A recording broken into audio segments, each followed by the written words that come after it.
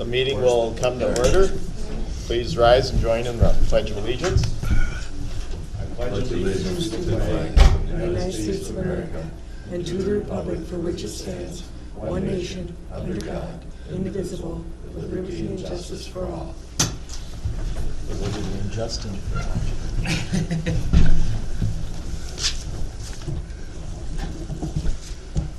all. All right. Any changes to the agenda? Didn't see that there. Yeah, number 3. Oh, Yeah. So I'll move to approve the agenda, but talking about taking off under discussion about the drop site, we're going to wait a week on that one. We're going to have one more meeting between personnel and a couple of individuals before we bring it back to the board. So we'll wait on that. I called Rick Frank about that too to find out what it was about. Yep. So he explained. Yep. Okay. Second. all in favor? Aye. Opposed? Minutes. We have minutes from the previous meeting. Are there any additions, corrections to the minutes? Make a motion to approve minutes. I'll second. No other discussion? All in favor? Aye. Aye. Opposed? Public comment? No? Okay. Courtney? Good morning. Good morning, Commissioners. Oh, before you start, I should mention, Alyssa is, we're, commissioners, Can you get a plug-in going? did Teresa leave? No. I've got a little problem here, Okay. so she plugged that in for me. Oh, I thought she was tying your shoes, maybe. No, I got a knee problem. I can't get down Okay. there without major. No problem.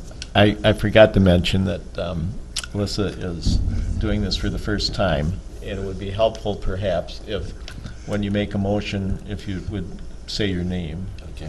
Yep. Okay, and if it'll help, Miller is M-I-L-L-E-R. So, and then Zimieski is just the way. Spelled the same. Just the way, yeah. Just the way it sounds. Okay, Courtney. Good morning. Well, I just wanted to bring before you a recommendation from the EDA. Last week we met and reviewed a loan application from Todd Lemke, who has worked with his father at Caledonia Oil here in town, just across the street. And his father is retiring from the auto body shop, and Todd would like to purchase it. So he's come to the EDA for help.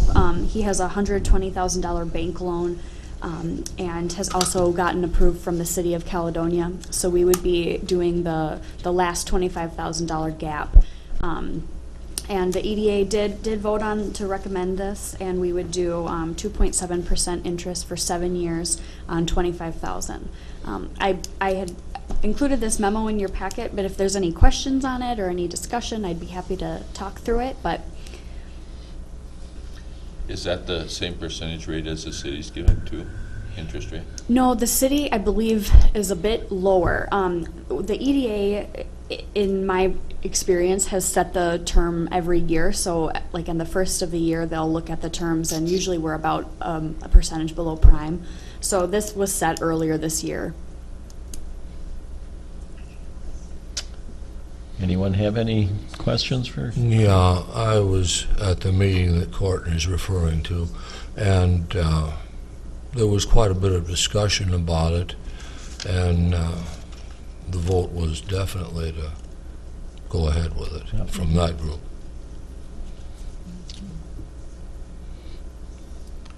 I'll make a motion to approve.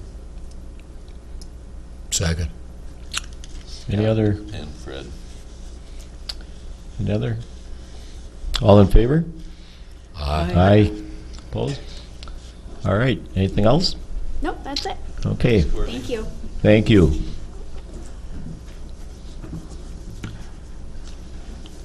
Carol.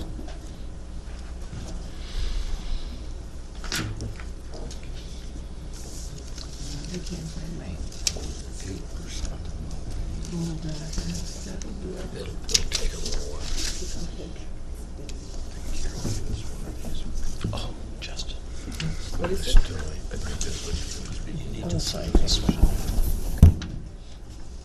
I do? Mhm. Why is that? That was thank you. Boss, I guess. Just sign it. Good morning. Thank you. Just a second. Yeah. No. Yeah, I didn't. I before too. Because it's okay. I can go back and sign this out loud too.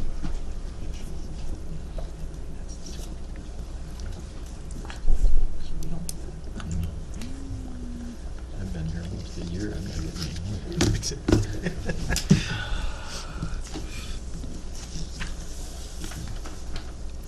Good morning. Good morning, Commissioners. We have with us Chris Mickelson with Ehlers? Ehlers and Associates? Ehlers. I get this wrong every time. And he is going to guide you through what has happened with our bond refinancing. Okay. Sure. So thank you, Carol, Board Chair, and Commissioners. My name is Chris Mickelson with Ehlers and Associates. We are the county's municipal financial advisors. Bruce Kimmel is the county's primary financial advisor. He was unable to attend this morning's meeting. He asked if I could attend in his place, and I'm very happy to be here. We recently assisted the county with refunding some existing general obligation bonds, and we closed that sale as of noon yesterday, and we were very pleased with the results that we achieved with the sale. If you reference the packet that I handed out, that's what we call our sale day report. And if you open to the first page of that, you can see the par amount for this sale was $9.38 million. This is the principal that will refund all of one series of bonds and partial the other series of bonds. We can get into that as we flip through these pages. As a part of this process, we basically renewed the rating through Standard & Poor's Global Rating Service. They affirmed the county's AA credit rating. That's something that the county should be very proud of. That's a very strong credit rating, and you can see as we work through this how such a strong credit rating really worked to the county's benefit in refinancing these bonds. The county received 7 bids through this sale, and that's something that anytime that we get upwards of 4 or 5, we're very pleased. So to get 7 was a result that we were more than pleased with. The low bidder ultimately was FTN Financial Capital Markets out of Memphis, Tennessee. And when we go to the next page on what we call the bid tabulation, sorry, I don't mean to make you jump forward. I was just referring briefly that we received several bids from around the country. And this being one of those. So just to finish the information on this first page here, you can see the low bid that we received was 2.4%, high bid 2.56%, and that's a interest cost savings of $150,000. So on a par amount upwards of $10 million, even a few basis points can really make a difference.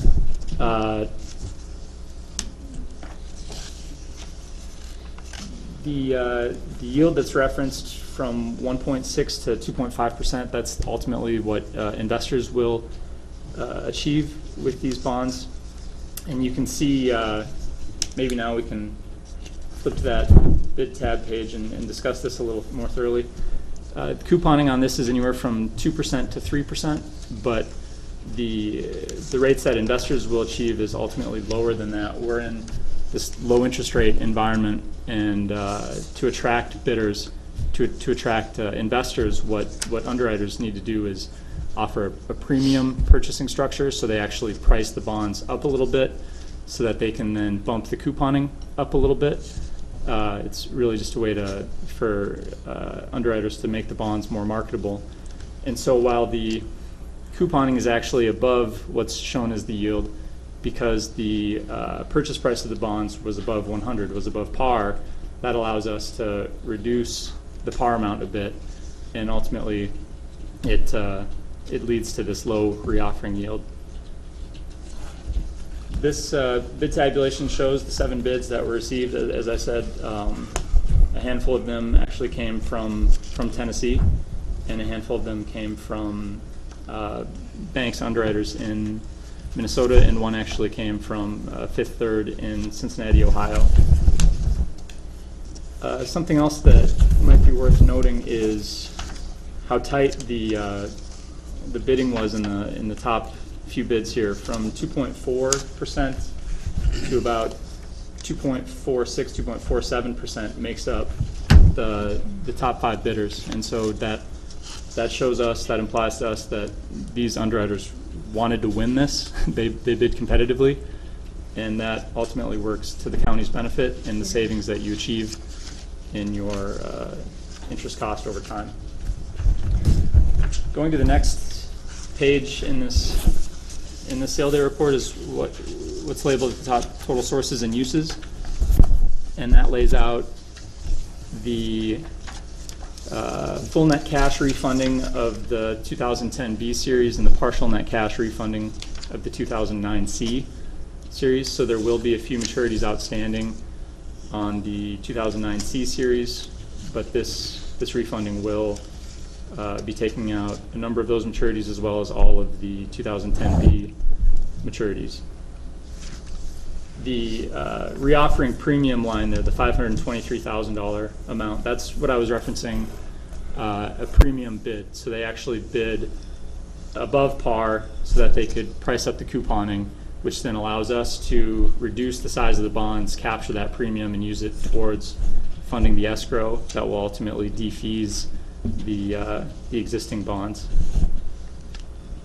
Underwriter's discount is 92 basis points in this transaction. That's the underwriter's primary form of compensation for making the market in these bonds. And you can see ultimately just shy of $10 million is what will fund the escrow fund that will eventually, when the call dates are, when the bonds are ready to be called, that escrow is what will ultimately redeem the bonds. The next page is the new final debt service schedule. So this is a fixed rate financing. So the county knows ahead of time what its payments will be, all the way to 2031.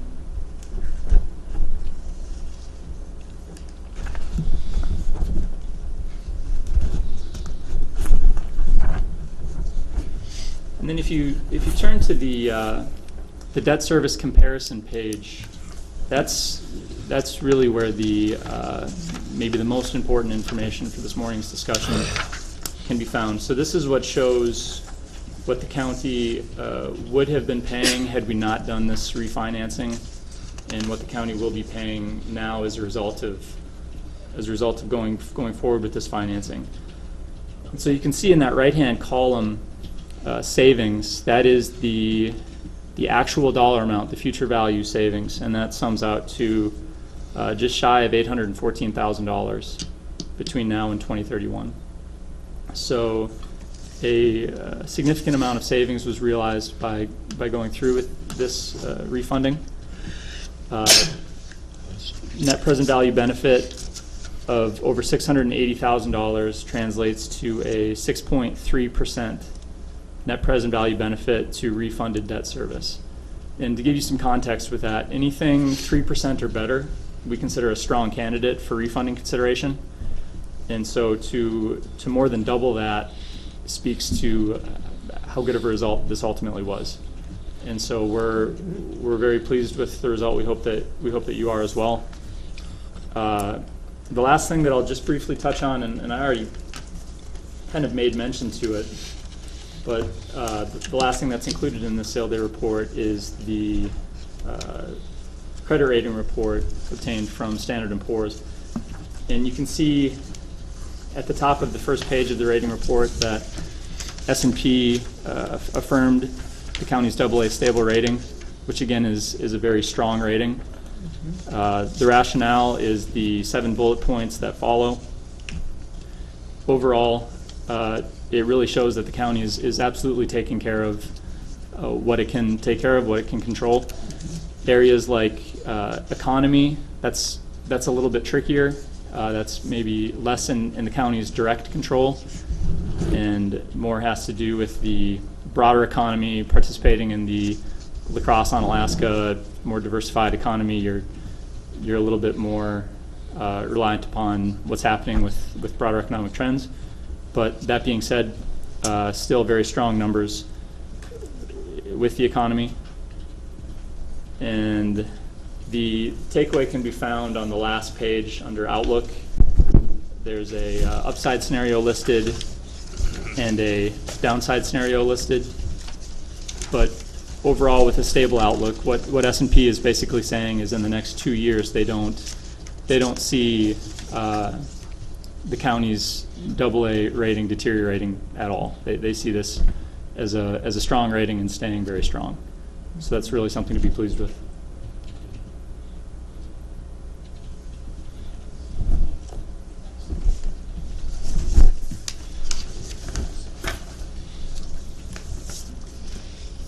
So the next step for the county board is to adopt the resolution. I would also be happy to yield for any questions you may have as it relates to the Seal Day report. Well, I was going to mention if any of them had questions, I'd go through that first part with them. Explain it more thoroughly. I've got one question, just a sidebar thing, but I'm just curious. On the outlook, the second line of that upside scenario, and it adopted more formalized financial management policies and practices. Can you translate that into English? I can. And they actually, they do address that in the report. So if you flip to the first page of this rating report, second bullet under rationale, that's where you'll find adequate management with standard financial policies and practices under our financial management assessment, FMA methodology. So the way S&P develops their rating, they ultimately have these 7 criteria. Some of the criteria receive more weight, some of the criteria receive less weight. Economy receives 25%, that's by far the most. Management receives 10%. Adequate means that it's a 3 out of 5. So their ratings for each of these 7 criteria range on a 5-point Likert: very weak, weak, adequate, strong, very strong. So to say adequate puts you right in the middle of this, one of the 7th criteria. To get more in depth into this and why they're rating this adequate, if you turn to the next page, adequate management, that's where they discuss the financial policies and procedures that the county has in place currently and what might benefit the county to put in place going forward. And so what they call out that could be improved upon is the county does not have a formalized long-term financial forecast or capital plan. It has its own investment policy, reports on holdings and earnings to the board twice per year. Officials have not approved a formal debt policy, but the county adheres to state statutes. So if additional formalized policies and procedures were enacted, there could be an upside rating scenario. But I wouldn't want to promise that you absolutely could achieve a double A plus just by enacting these policies and procedures, because this is one of 7 criteria and it's one of the lesser weighted criteria. Yeah. Okay. So it would be something worth considering, just for the betterment of the county, for the betterment of financial policies, practices, procedures. But you wouldn't necessarily want to do it just to try to obtain a 1-notch upgrade from S&P, if that makes sense. I was just wondering what it was referring to, and, Yep. and I appreciate the information. Thank you. Sure thing. Carol, you got that written down so you understand. It's all right here. Yeah. It's in the report. Okay, gotcha. And this, this came from the conference call that Jack and I had with Cora from S&P. S&P, yeah. We spent an hour on the phone going through a lot of the policies that we have are basically based on state statute and what we need to do, where we could expand on those policies, and that would be a good Yeah. thing. Yeah. Okay.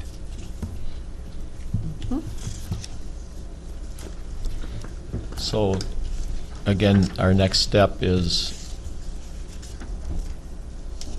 Adopting the resolution Adopting. that was, you have a copy, in the board packet, there was an example of the resolution, and now they completed the form yesterday after the bond sale.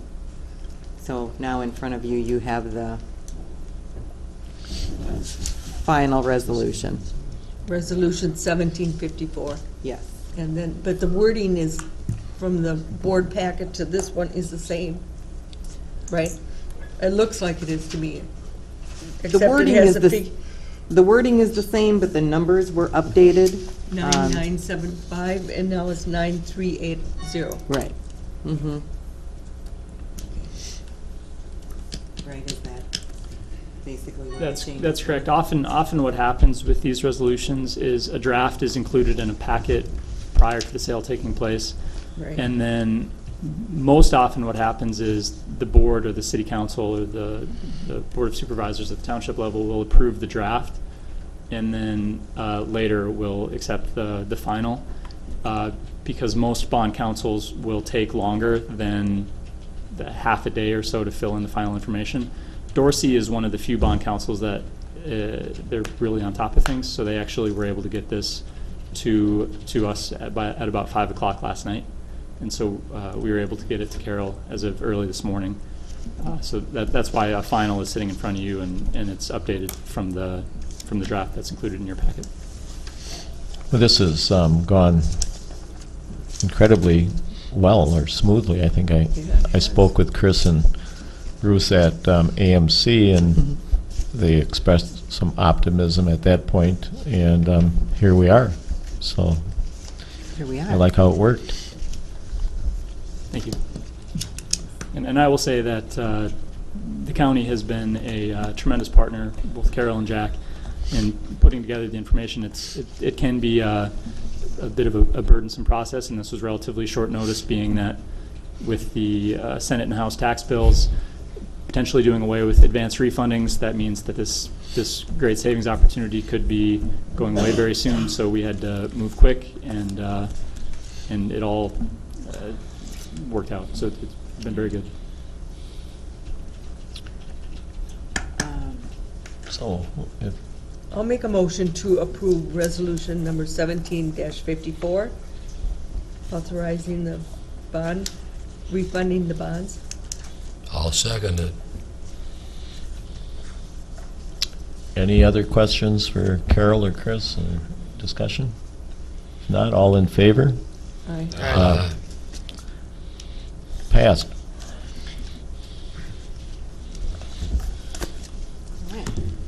Good job, Carol. I believe Thank that's it for. Thank you for that very portion much. of it.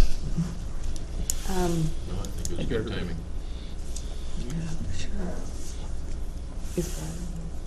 Could I actually speak with Chris and you have Brian come up and then I'll come back for the Sure. budget? I said sure. Fraction said sure. As long as he's here. Call. I'm good with sure. Good.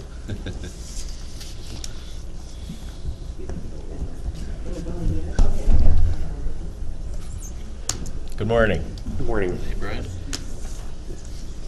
The last couple of years, we have leased a tractor from Caledonia Implement for mowing purposes. Been speaking with Matt Klug over at Caledonia Implement. We'd like to do this again this next year. In the past, we've waited till after the new year before we did this lease agreement. He wants to get it done now instead of waiting until the new year so he can get the tractor on order. So I'm coming in with a recommendation to approve a lease agreement for 2018. It's identical to last year's lease agreement, $1 an hour plus any type of damage, type of repairs.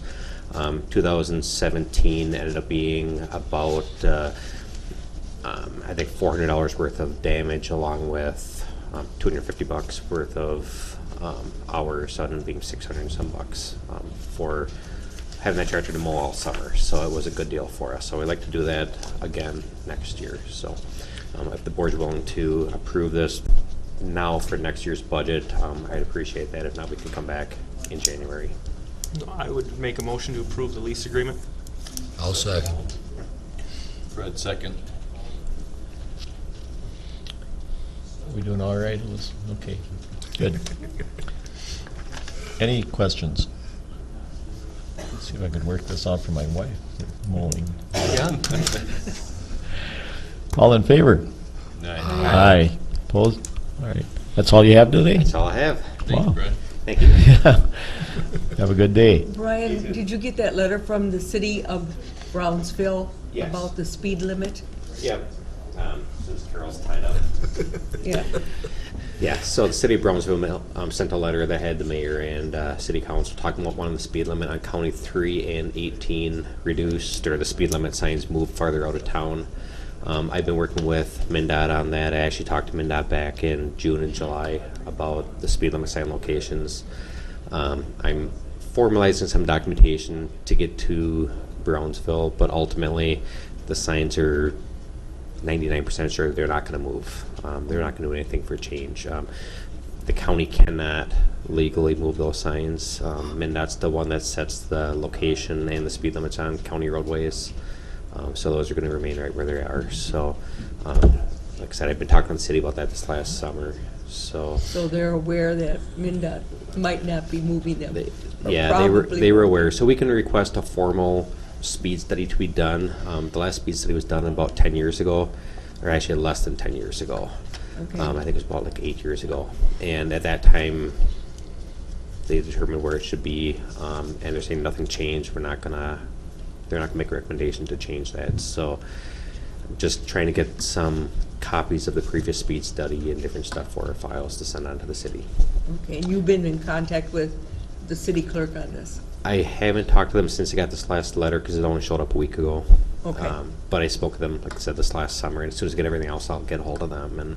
But so you're aware, more than likely, nothing's going to change. Okay. It's kind of disappointing. Is that, I mean, MnDOT has that authority by statute to, Yep, statute defines what the speed limit is in different areas. So, within the Brownsville, it's an urbanized area, so it's a 30-mile-an-hour speed posting. And then it has, distances between homes or distances between businesses in different locations for jurisdiction in different areas. So, I guess there's only that one through, so it's coming from Caledonia? So, yep. So coming from Caledonia, and then between Brownsville and, between Brownsville and Holka, coming in that direction of 18. So this isn't the first city that's approached the county. Caledonia has on County 5, out by Women's Resources Center. Eitzen has on County 2 coming in from the east. They built a senior housing complex, so they approached me a year ago. So this is a relatively common thing. One of the speed limits to be moved out. When you look at the speed studies, statute defines what the speed limits are in different areas, but then they also look at what traffic's going to drive. You don't put a 30-mile-an-hour speed limit a mile away from a town, hoping that that's going to slow vehicles down. It's That's not. what they are hoping. I mean, So- that was their main intent. Yes, is to move it out, hoping that people are going to slow down. Really, speed limits have, a lot of them are being set on what people drive. They set them on the 85th percentile because it's safer to have everyone going the same speed than having some people obeying the speed limit sign, some people disobeying it. It comes down to enforcement. So, Yeah, I don't anticipate anyone sitting on 3 with a squad car too often. well, that's between Brownsville to work with the county or to hire their own part-time deputy to. It just seems that local opinions or requests would carry more weight. I mean, how often, these people live in Brownsville every day. MnDOT might show up once, whenever, and they say, oh, no, that's what it should be for you guys. Yeah, but they want to have uniformity throughout the state, which is why counties don't have authority. Cities and townships actually have a lot more control over setting speed limits on their own roadways.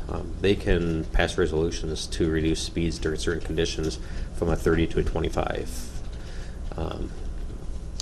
mile-an-hour speed limit stuff. Counties have less control because people are going farther distances along those roadways. So, Okay. All right, thanks. well,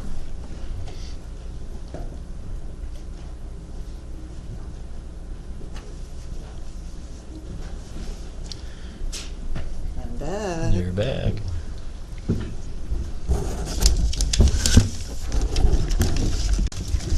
All right, so we had two other items of discussion, and one is budget amendments, which affect the 2017 budget. And these have to do with the general fund. And our budget at the current time shows a $141,000 deficit. And in looking at our activity through November and a couple into December, I knew were coming.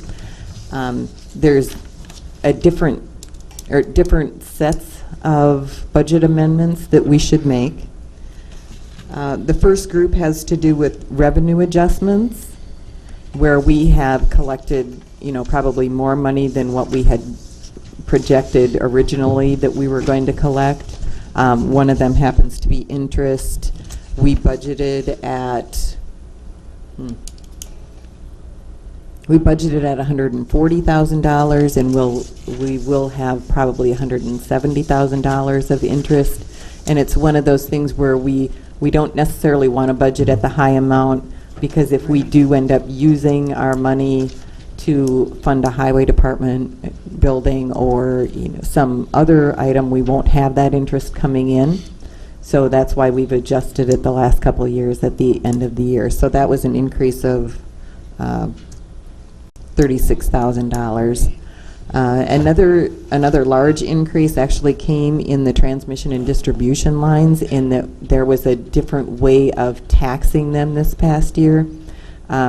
They had previously been on the tax rolls as parcels, but now they became a different, there's a different distribution on it, where the county gets a percentage of the money, the school district gets a percentage of the money, and the state gets a percentage of the money, as opposed to the distribution like through the tax statements that you have, where the county, school, township. What are we actually talking about, Carol? The transmission and distribution lines. Yeah, but what transmission and distribution of like what? Dairyland Power, or Okay, any of those the things, and they're assessed by the state. They tell us the value that have to be on those parcels, and then we use the rates that are calculated like county-wide. It's not a specific district calculation, and then it gets split between the districts that I was talking about. And that methodology changed last year, and we weren't aware of that when our final budget was adopted. So that's why we have this big amount that was collected and posted to that account, and the budget didn't reflect it. Mm-hmm. And we have adjusted that for the 2018 budget. So there was there's a variety of the revenue adjustments. Actually, some go down, not many, but some do. Some of our reimbursements for our indirect costs that we get paid for doing like human services administration work. One of those went down. Some of them went up because the program costs went up. Then we have expenditures that have been adjusted just because, like our unemployment, we're paying unemployment for various employees this year, which we typically haven't done, and it has to do with the home care program. And I think there's one other. Right. I guess I can't say the employee's name, but we're paying unemployment, which we typically don't do, so we don't budget much for it, but we are paying it this year. So the green actually have to do with expenditure items. Mm-hmm. And the blue entries are really like grants that the county has approved that are being accounted for in our system, but we don't have any budget in line item budgets in there. A big part of this also has to do with when we do our financial reporting and our audit, we have to explain variances. So if we don't adjust our budgets to account for those things, then we have to provide some detailed explanations as to why our budget doesn't reflect our actual activity. So that's kind of why budget amendments are actually kind of important for me. Right. So I don't have to try to remember, 6 months from now, what was that for? So the blue items are all offsetting. It's just an increase in revenue and an increase in the expenditure budget. Then we have some, kind of the yellow ones are actually in public health, and this really has to do only with the financial reporting and the classification of revenues and the explanation of variances. A couple years ago, we were putting all of their money that they collected into a fees, and we can't do that. We have to classify it between federal money, we have to classify it between state money, and if a person is self-paying. And these actually just split the budget amounts out so that they're in the appropriate column. And then the last item is actually taking that $15,000 from the Commissioner's 62-64 line item to cover the Boccer Park expenditures that have been completed this year. Right. So those are the budget amendments I would ask for your approval. Like I said, these are only the general revenue. Highway Department is working on their own. Human Services will look at theirs also, but they typically don't amend their budget because they have some things that they just happen. Foster care, mental health, inpatient costs, so it's kind of nice to reflect that we have those variances. So they don't have to amend theirs? As long as they want to provide the explanations. I move approval of the budget amendments. I'll second it. It was nice having the sheet with stating each one. That aquatic invasive species, did we only get half of it so far? Is that why? Right, we'll get the other half in December. In December, that's why it shows But the it's- 13,000. Right. But what we're actually doing, we pay half at a time. You're looking at the 2017. Right. The only reason we're making that adjustment is because our original budget showed we were going to get $28,000, Yeah. but we actually only got the 26 Okay. that was set for by the state. Where did that one go? Sounds good. Yeah, $26,706 was what the state certified that we would receive, but we had $28,000 in the budget because we didn't know for sure Okay. exactly what it So was. we're So this getting is just, less than we thought we were going. we are. But, Okay. in our budget, it's actually just offsetting. The revenue was adjusted and the expenditure was adjusted Right. because we just give it to Soil and Water. It gets, as soon as we get it, it gets sent to them. Any other questions? All in favor? Aye. Opposed? Thank you. All right. No. And now we have the next sheet, Right. which actually has to do with the 2018 budget and levy. There really haven't been any changes. The board voted the additional $14,400 for the conservation district, and there was an adjustment to the one salary, the position that was eliminated. So if you look in the first column, it shows, or first section, it shows the original request. Down on the bottom, it shows with those adjustments, adjustments made, how it added up to the front. Now the middle section shows the budget not requesting a levy to cover those amounts for human services where they have decided to use fund balance. And then we also have added the environmental specialist position, which actually is a zero for the county because it's grant funded. So looking at that, the county board for the preliminary levy adopted a 1% increase. So now the yellow, the $182,909 is what the budget surplus would be with that 1% levy and the adjustments made.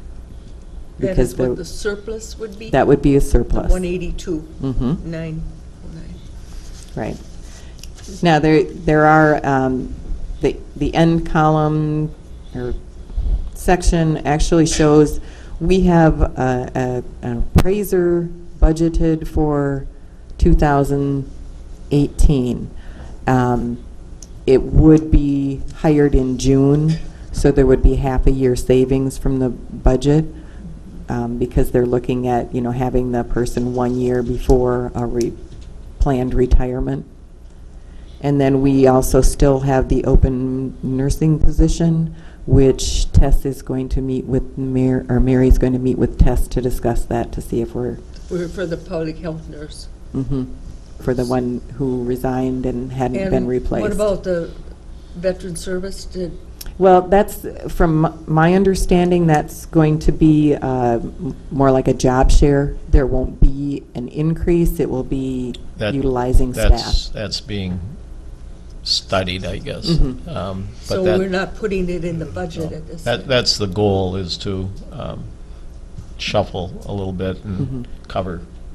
Budget neutral. There's a Right. meeting on the 21st of December with the interested parties in that. When is it? 21st of December?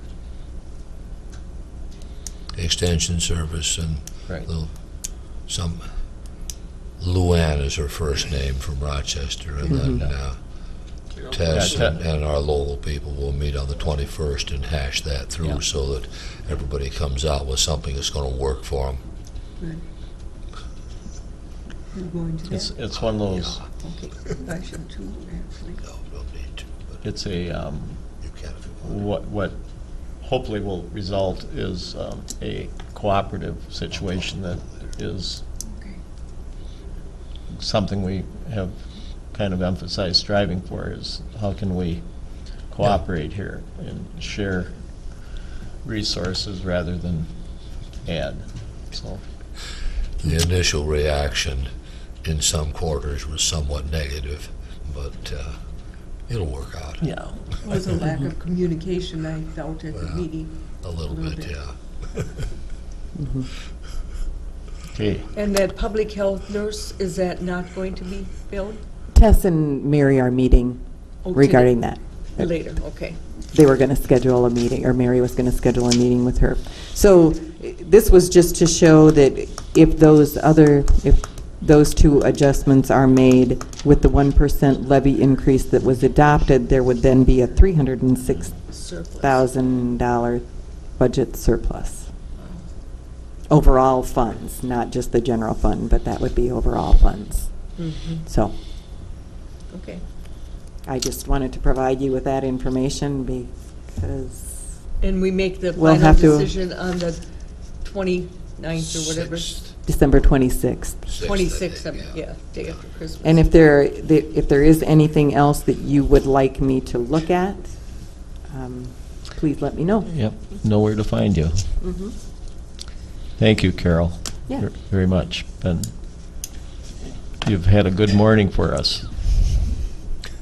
Helps with Yeah, the I interest rates. think $800,000 is Mhm. pretty good. Good job, Carol.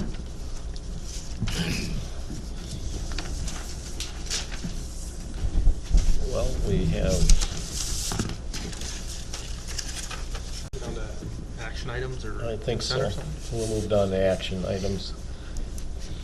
Everyone had a chance to look at the Human Service and License Center disbursements.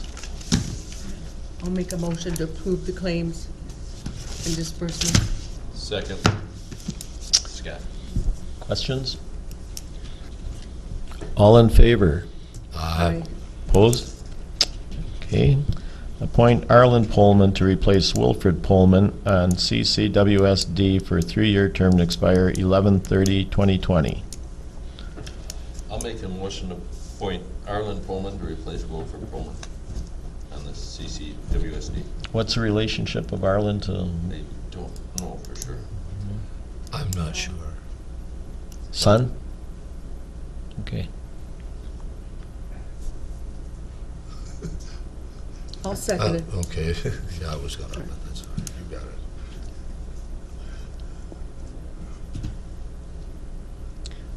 Okay, any comments or questions? All in favor? Aye. Aye. Okay. approved disaster credit for Casey and Karina Jefferson due to house fire. I move approval. Second. Comments, questions? All in favor? Aye. Opposed? Carried. Lastly, approve the Minnesota lawful gambling application for exempt permit for La Crescent Firemen's Relief Association. I'll make a motion to approve the gambling permit. Second. Questions, comments? All in favor? Aye. Aye. Okay.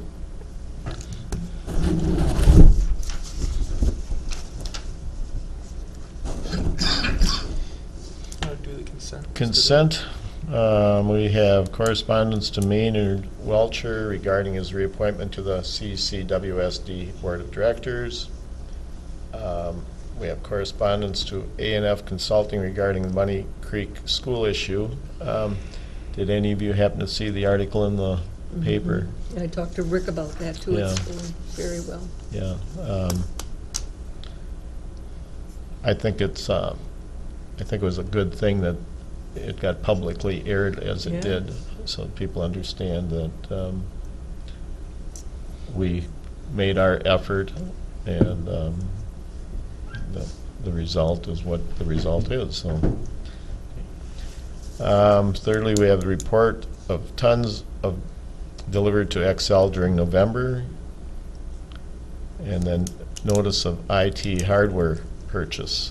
I spoke with Andy the other day about that. It's a sizable amount budgeted for and Yeah. necessary. So, Assuming it is. yeah, That's what we pay 'em for it. yeah. I wouldn't have no clue what any of that stuff was. No, I would put it in the same category as what I listened to this morning. You know. Sounds good to me. I'll make a You motion didn't want to to, comment on that IT equipment yet? No. So, motion to approve consent agenda. Second. Scott, Fred. all in favor? Aye. Okay, well, we have 10 minutes yet before next item here.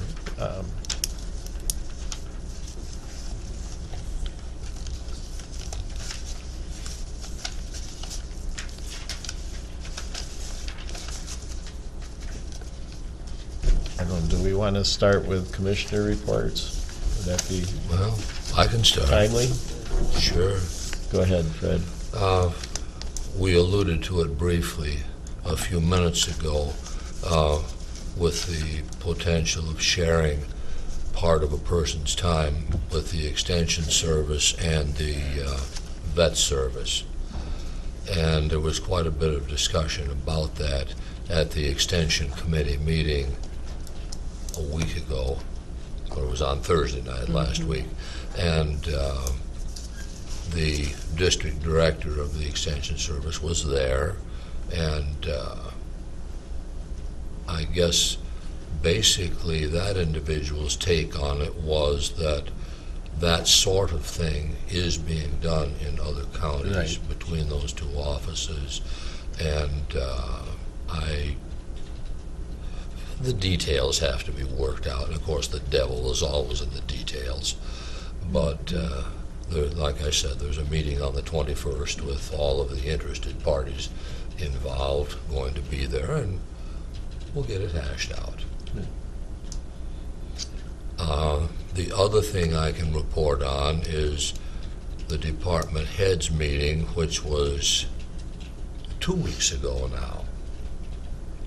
And I asked here if I should talk a bit about the potential for county administrator, county coordinator position. And so we talked about that for, probably 40, 45 minutes. And most of the discussion was quite positive from those people about it. one of the main points that was made, and there were some people there who had served in places where there was a county administrator or coordinator, and they felt that communication between the board and their department was probably overall helped by that situation.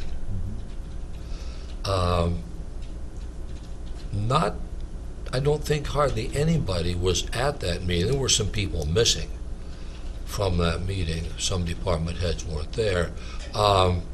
So I took the time to go and talk to some of those folks, that some of whom I knew were opposed to the idea up front. They had said so I knew this.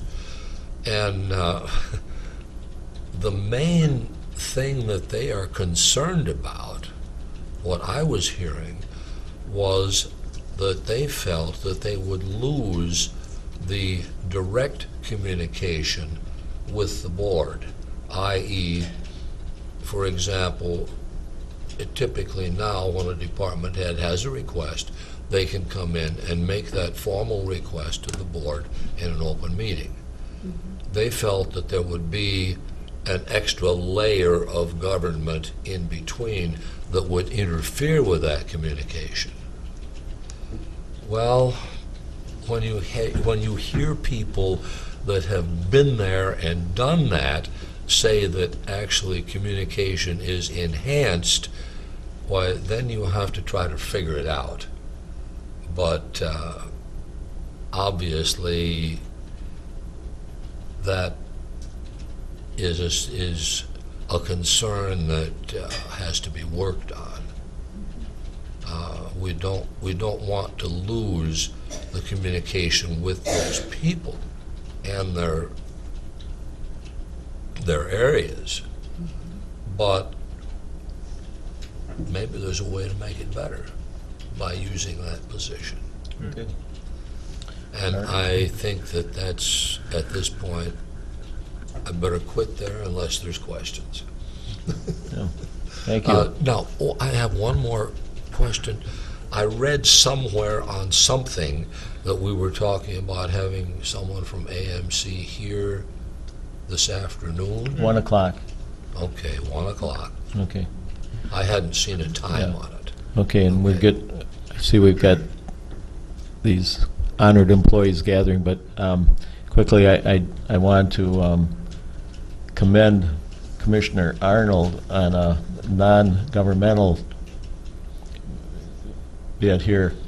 What's the name of the chorus? Lurin Singing Society. And how many members are there? Oh, probably about 80. The concert you're referring to, I think there were 65 of us on the stage. Okay. My wife and I went to Decorah, to the Lutheran church where they had the concert, and when we left, my wife said, "I've never seen you clap that much at anything." I was blown away. It was terrific. And just to scare you a little bit, two gentlemen after, when we were leaving and people were circling around, they said, "Come and join us." You wouldn't want that. Could ruin the course in a hurry, but no, very, very well done. And if any of you ever get a chance to hear them, it is impressive, very, very much so. So, Thank you. okay. Totally unexpected in this context. I have a whole stack of. Do you want to keep going for a little bit? We still got 5 minutes. People are running late. Oh, I don't know if okay. everybody's here or not. Yeah, we might wait. It is not 10 o'clock yet. Thank you. Teresa, you want to? Mine's kind of lengthy because Okay. so maybe Scott wants to Scott? go ahead of me. I really got nothing that I need to share. Okay. The only thing that I wanted to talk about, well, Fred kind of mentioned it a little bit a couple weeks ago, but soil and water appropriations, you had mentioned you had some concerns. I guess I do as well. I didn't know if that's a discussion we want to save, if it might get lengthy, but to kind of chat about that, I don't know. Thoughts? I think that, I haven't really followed up very much on that, so I'd rather not go there today. Do you want to put it on for next week under discussion on its own? You think? Yeah, okay. Would that work? Then we can kind of Yeah. get some time to chat. Yeah, because I need to talk to Yeah. Dick and, Okay. Should we invite him back if we're gonna have that discussion? well, he and I will talk, and then I'll talk to Jack, and we'll Yeah, figure it out. Okay. I would agree that I'd like to revisit that as Okay. well, so. So put that on. Let's see, I gotta think now, what's the week? Yeah, we have a normal board meeting next week, right? Evening. Yeah. Is it evening next week? or Evening morning? meeting, yeah. Evening? Or truth and taxation meeting too. Yeah, Oh, that's right, before that. right, yeah, they coincide. Okay. All Other than right, that, that's it. okay. Well, I've got a couple of things here, so I think we'll start. If somebody comes in a couple minutes, we'll take care of that. So I have a whole stack of certificates here that are recognizing employees who have been loyal employees of Houston County for varying amounts of time. So, and it's been a while since I've done this, so I think you come up and get your certificate as I call your name. But the first one I have here is Beverly J. Bauer for recognition of 40 years of valuable and loyal service. I kind of remember your parents dropping you off at the courthouse. Yeah, so, Couldn't drive yet. yeah.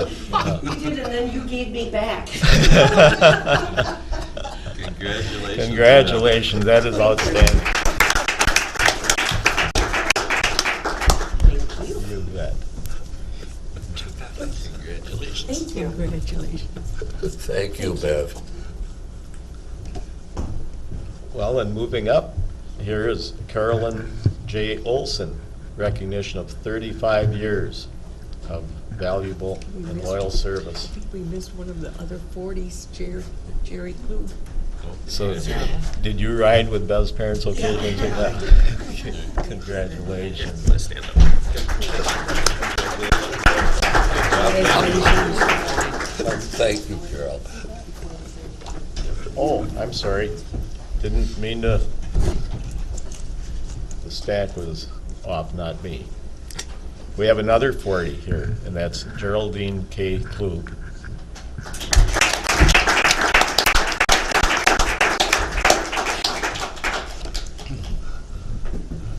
Congratulations. Congratulations. The school must have been kind of empty with all you young kids coming here to work, you know? That is, I was just having a discussion the other day about someone that works in personnel and so forth, and I was mentioning that I've frequently seen over the years, train company, 39 years, 38. I think the way our society has changed, I don't think we're going to be seeing a lot of 40-year employees anymore. It just, it's not the way things are transpiring, but this is, it's just really incredible that we're recognizing people that have that kind of a track record and loyalty and service to Houston County. So, next, Mary A. Zafke, 25 years.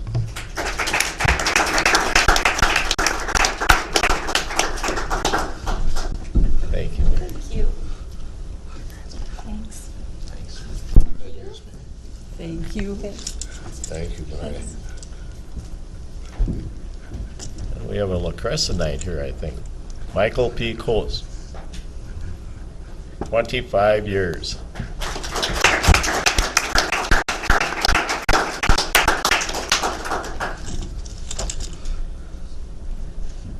Thank you, Mike. Oh, yeah. Thank you, Mike. Thank you, Mike. Don't forget that. Next, we have Sharon K. Lapham, 25 years.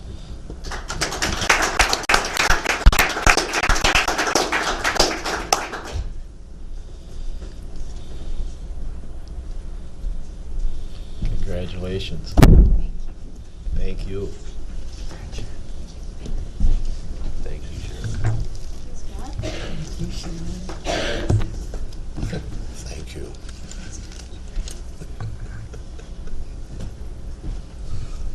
All right, another 25, Cynthia E. Belmostead.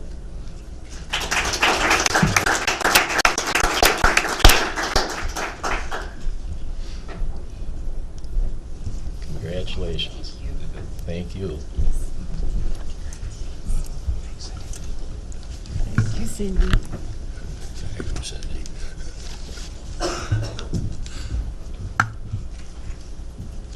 Just out of curiosity, I'll pick him. Does it seem like that long, Bev? Some days? Bad question. It's like when people ask how are your daughters doing, I always say, which day? So, okay, 20 years, Loretta J. Lilligraven.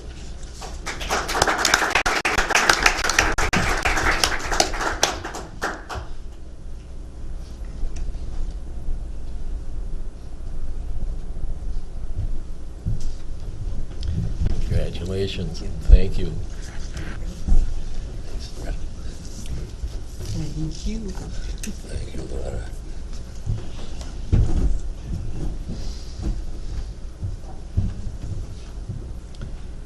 Another 20 years, Carol A. Sherburne.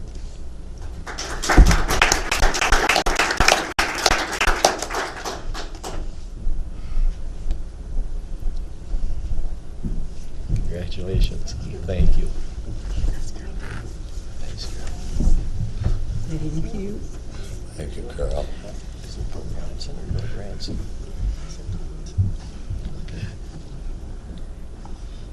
Okay, 15 years, Mary M. Is it Gulbranson or Gulbranson? Goldbranson. Gulbranson? Oh, she's done. Oh, okay. Oh, yeah. Now I know who we're talking about, yeah. Sorry. Needed someone in the office, right? Okay. All right, 15 years, Matthew Q. Hoppenpoos.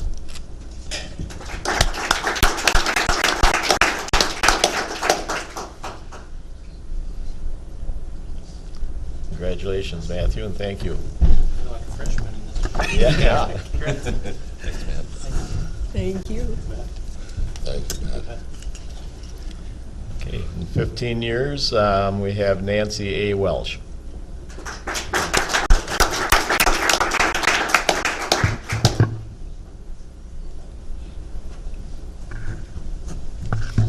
Congratulations and thank you.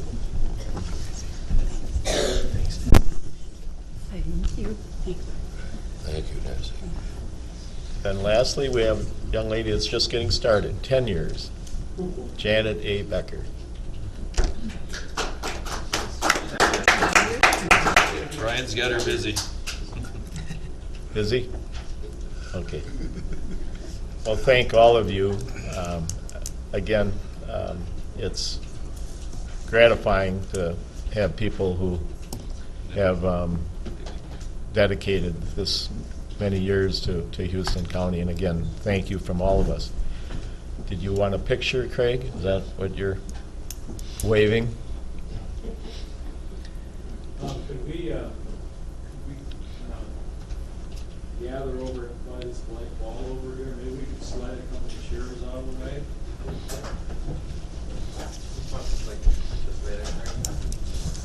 Yeah.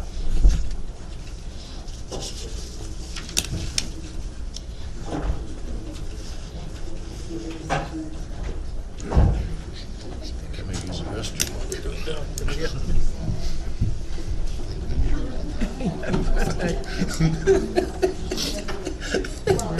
Sorry about that.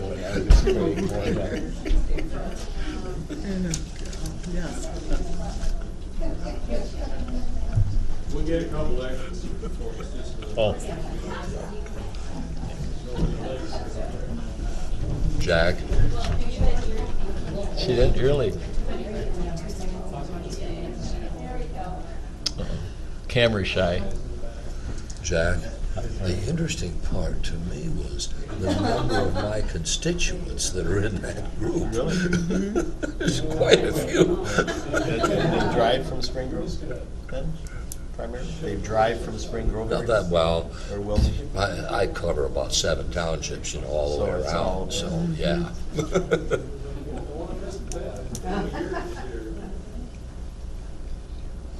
I mean, when you think about it. 40 years. I know. Hey, everybody, big smile. Spare. One thing for sure, I want to go to that 40-year group. Well, I've just, since last January, it's been about 20 years this year, hasn't it?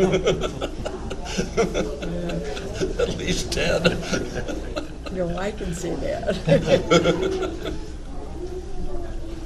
Now I should shout, get back.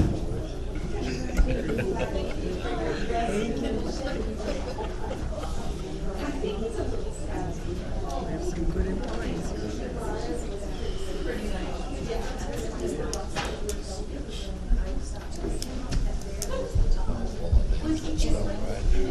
Well, and they got this ahead of time, so that helped.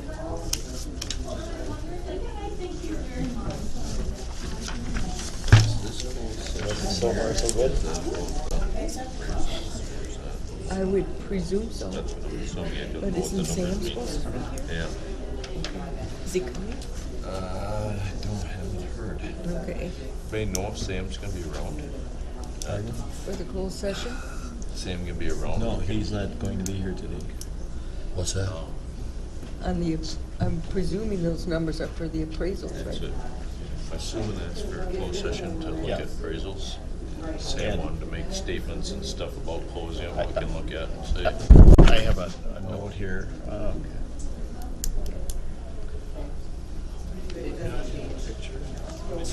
Two. Well, we have closed session, but Yeah, we need Sam to isn't just make here. a comment following the Mention meeting that we appraisals. held it for, Held it in reference to whatever. and- yeah. Oh, there we go. Yeah, he just said, I Okay, I have didn't for see Raj, it. I can say it, and you do it. I was looking for He that. gave it to you evidently. Yeah, I checked, he sent me an email that he's Someplace because it's 1 o'clock. got some But I see sexual it up assault here. thing he's Yeah, it involved wasn't on there in history. I mean, we just got that today. As an attorney, right? Yeah. Which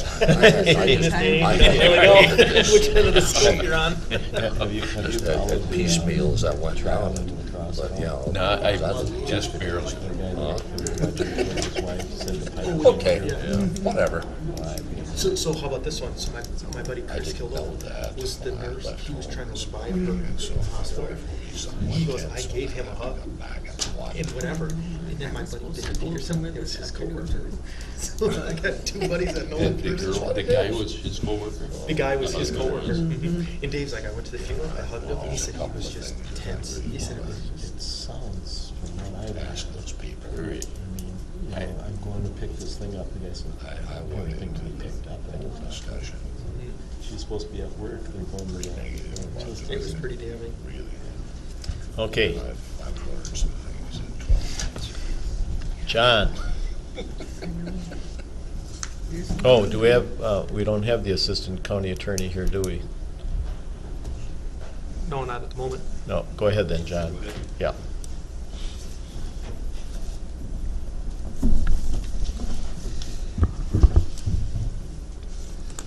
Good morning.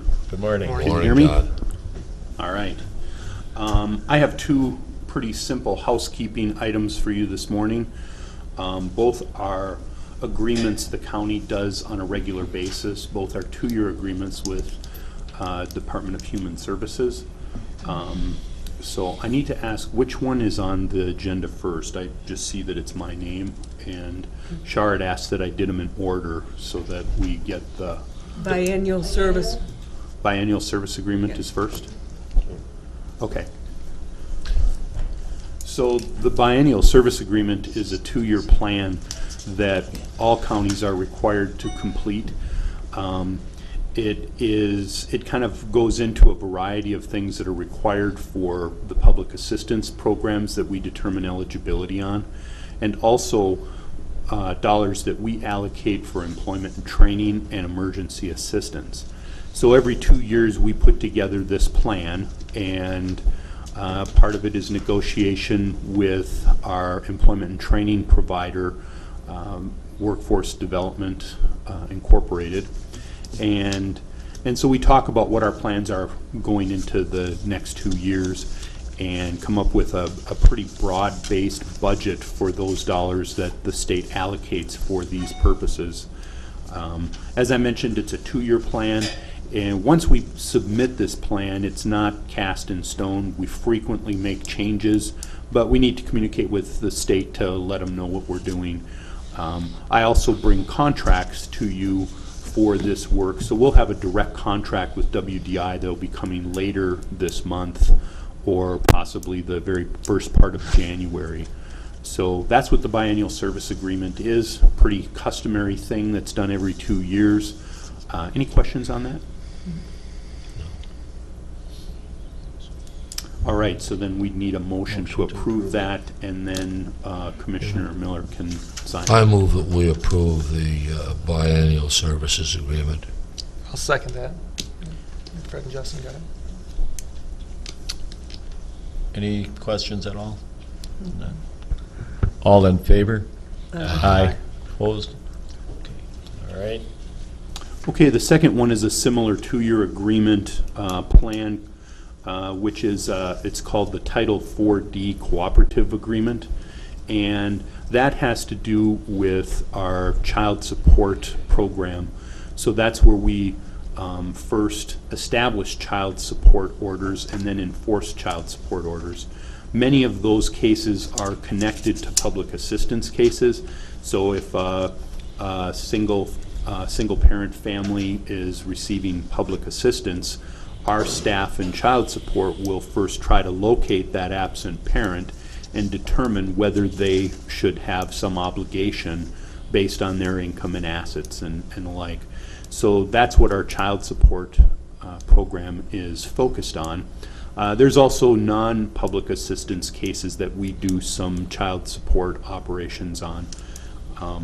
The cooperative agreement is kind of a 3-way, 4-way cooperative between the state of Minnesota, DHS, County Human Services, the County Sheriff's Office, and the County Attorney. So this agreement has already gone through the Sheriff's Office and also through the County Attorney's Office. In our case, the Sheriff's Office serves papers to individuals who have child support obligations for court appearances and things like that. And we work very closely with the county attorney through the legal process of establishing those orders through a court process. So that's what the cooperative agreement, 4D cooperative agreement, is about. Any questions? I'll make a motion to approve the cooperative agreement for Title IV. Second. Anybody? Question? All in favor? Aye. Aye. Okay. While you're here, John, I hit you with another question. Sure. We had talked about the number of Houston County residents or clientele in the mental health aspect that Receiving was, mental health services? Yeah, that was Okay. considerably higher than some surrounding counties. Has that changed any? Have we?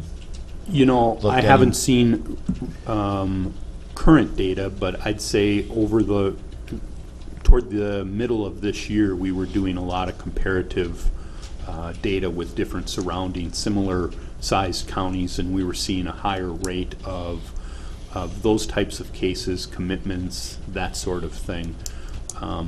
Actually, we're going to be going to Mankato with a group with jail administrator, the county attorney, myself, Bethany Moen, our social services supervisor. We're going to be going there Thursday to view a program that hopefully is going to give us some more insight into a forensic social worker program that we're putting together. That position is posted. We're going to be interviewing hopefully in the next couple of weeks here. So we're moving forward with that. But I don't have any current data on that. It is something that we look at periodically, though. And I'm guessing that we'll be able to have some year-end data and then be able to compare that with other counties. Yeah, and see if there's if we've leveled off, what the trend is doing. yeah, and perhaps why we're trending higher than. Yeah. No. Okay. All right. Anything Other else? questions? Thank you, John. All right. Thank you. You guys have a good day. Too.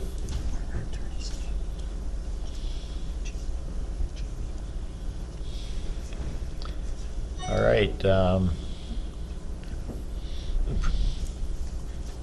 Assistant County Attorney, Jamie.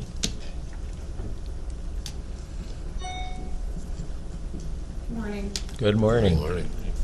Simple task today. We just have a new company that's taken over our MCAPS program, so we're just asking for the board to sign the board ratification statement.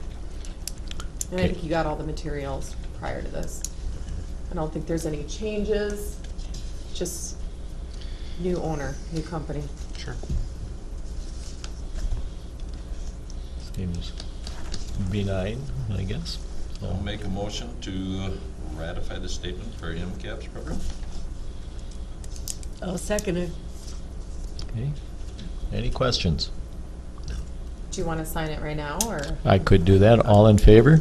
Aye. Aye. Opposed?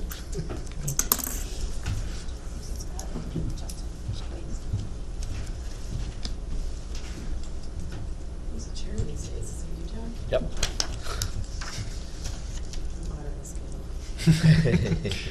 We never see you in here. You can come anytime. Thank you, I appreciate it. Do you need it to be attested? Somebody else to attest to the Yeah, signature? I just saw you sign it, so. All right. so here, let me do it. Okay. Thanks. All right, thank you. Let me quickly do some signatures here.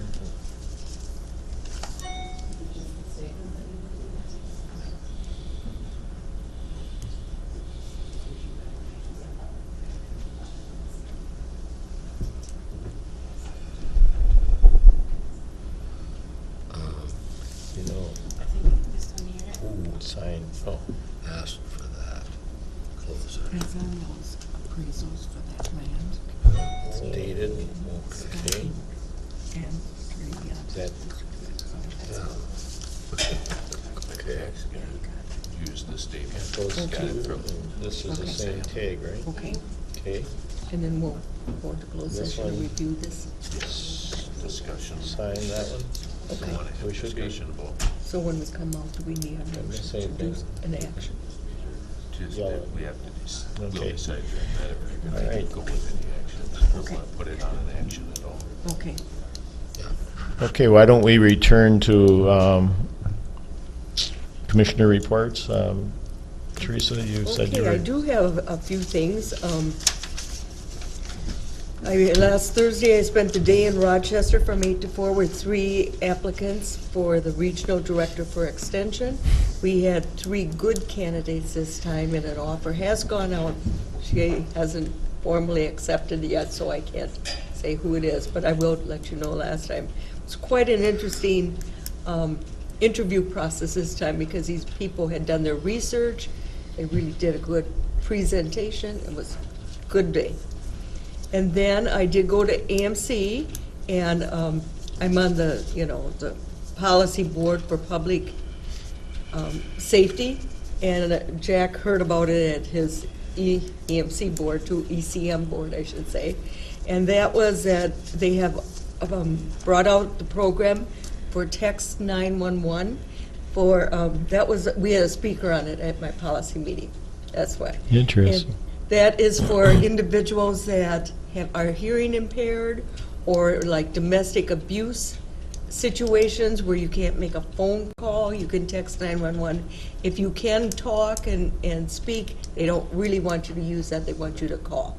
And I've already heard ads on the radio about it. And all the dispatchers across the state have been taking training for the last couple months on how to, when they get a text, so that they answer it right away and how to deal with it. Was really a good speaker at that.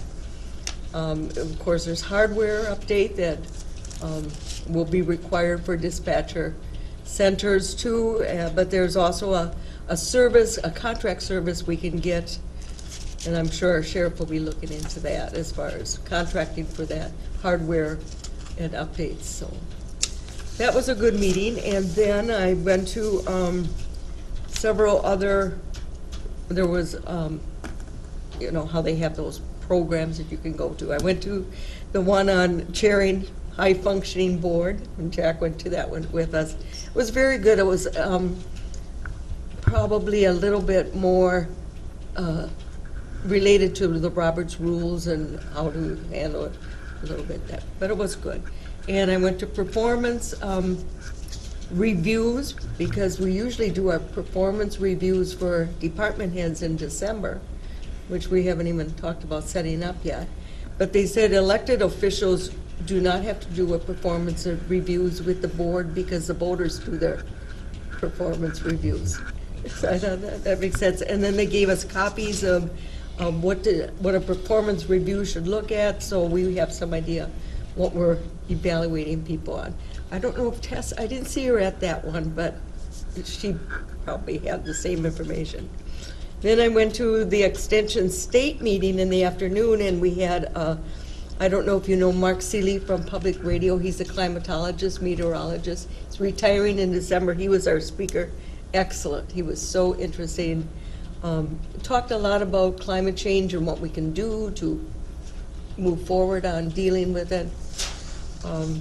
They gave us information, and as you probably have noticed, I met with the state demographer on census information, and they're doing a lot of trainings because, you know, all of our federal and state aid's dependent on our population. So we really need to hit the people that are in apartments and make sure everything, so they got a whole process set up. But we're the first one on January 24th in Rochester for this area, for attending for census. So I'm going to give that. Do we have a committee, or how do we take care of Usually this? Shar and Dan did it, GIS and Shar did it, but I think now Cindy's going to be doing it. I'm going to talk to her later because we really got to get it going, as you know.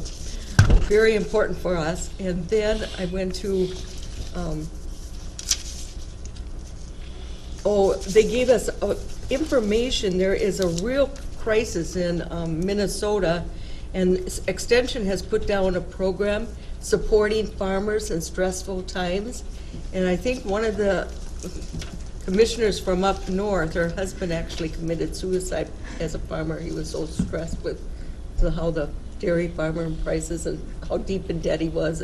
Anyway, Extension has a program, and I did bring the pamphlet on it. If anybody is interested, I can get copies on that to get the word out to farmers that there's help out there, you know, real help. So that was good. And Could I add something to that while we're on that subject? Sure. Just a little bit. Mike Cruz, our extension educator that does crops and livestock for this county, talked about this problem a little bit at one of the meetings I was at. And the current projections for crop farmers in the state of Minnesota are that next year the losses will be approximately $150 an acre for corn. That's a loss, operating loss. The operating loss on beans will probably be about $50 an acre. He didn't have the figures for dairy, beef, and hogs, but I know that dairy doesn't look good at all. any better than the crops do at this point. So it's serious business. I went through it was 2007, 2008, where I went through some of the same thing. Well, on Not good. Saturday, my wife and I went to my uncle's funeral in Sturgeon Bay, Door County, and so we drove across the state mainly on Highway 21, and it is really remarkable or incredible how many empty barns and silos that are all sitting idle that no longer are operating farms. It's eye-opening, it really is. So. I think the other thing too, a lot of people forget this is a global issue when you have other countries that are starting to prosper very much in agriculture and, you know, trade deals and stuff with the federal government looking at getting away with certain trade deals that it doesn't help those of us here, and you know, it's this could be the new norm of where prices are, you know, and it'll be interesting what the future brings. But I can remember, though, when people thought that the new norm was $7 corn. That's right. They didn't tuck anything away for now. Yeah, that's right. Yeah, yeah. It's a cyclical industry. It is. It is. Yep. Like you said, it's global. Right. There's only so many things. Yeah. In this area, Yeah. you can That's right. do anything. at That's all. right. Yeah, there's really, but it's a problem. It is a real problem. I have a brother that's a dairy farmer, and he's really hurting. Yeah. You know, yeah, we all like milk. Mm-hmm. But- Yeah. And then I went to the extension meeting, and Fred already gave some report on it, but Mike Cruz again sent out the land rent postcards this time. And last year he had 9 from Houston County, and this year he had, 111 responses, no, 109. In Fillmore County last year they had 11 responses, and this year it was 122. I thought that was remarkable. to get They that on land handle the rent. situation a lot Really? differently. Yes. They sent out a very easy to fill out and return postcard. Yes. And they haven't done that before. It was a little bit difficult to respond previously. This year it was really simple. And so, yeah, the response curve went sky high. It was nice to see that. Yes, Yeah, well, very I was real amazed too. That was a very long meeting too, because we had to do performance reviews at the end, so we didn't get out till almost 10, Brad. I was kind of glad I had another meeting, quite know. frankly. Yes, that's always lengthy, but it was a good one too. Yeah, I think that's basically, I do have a lot of information I can share from AMC if you are interested, so. All right, thank you. I see we are Oh, about at 10:30, so we will look for a motion to Recess. recess this meeting and go to a closed session per Minnesota statute 13D-05 subdivision 3C. So moved. Second. All in favor? Aye. Close the closed session and reopen the public meeting. So, okay, I'll second. All in favor? Scott and Fred. Aye. Aye.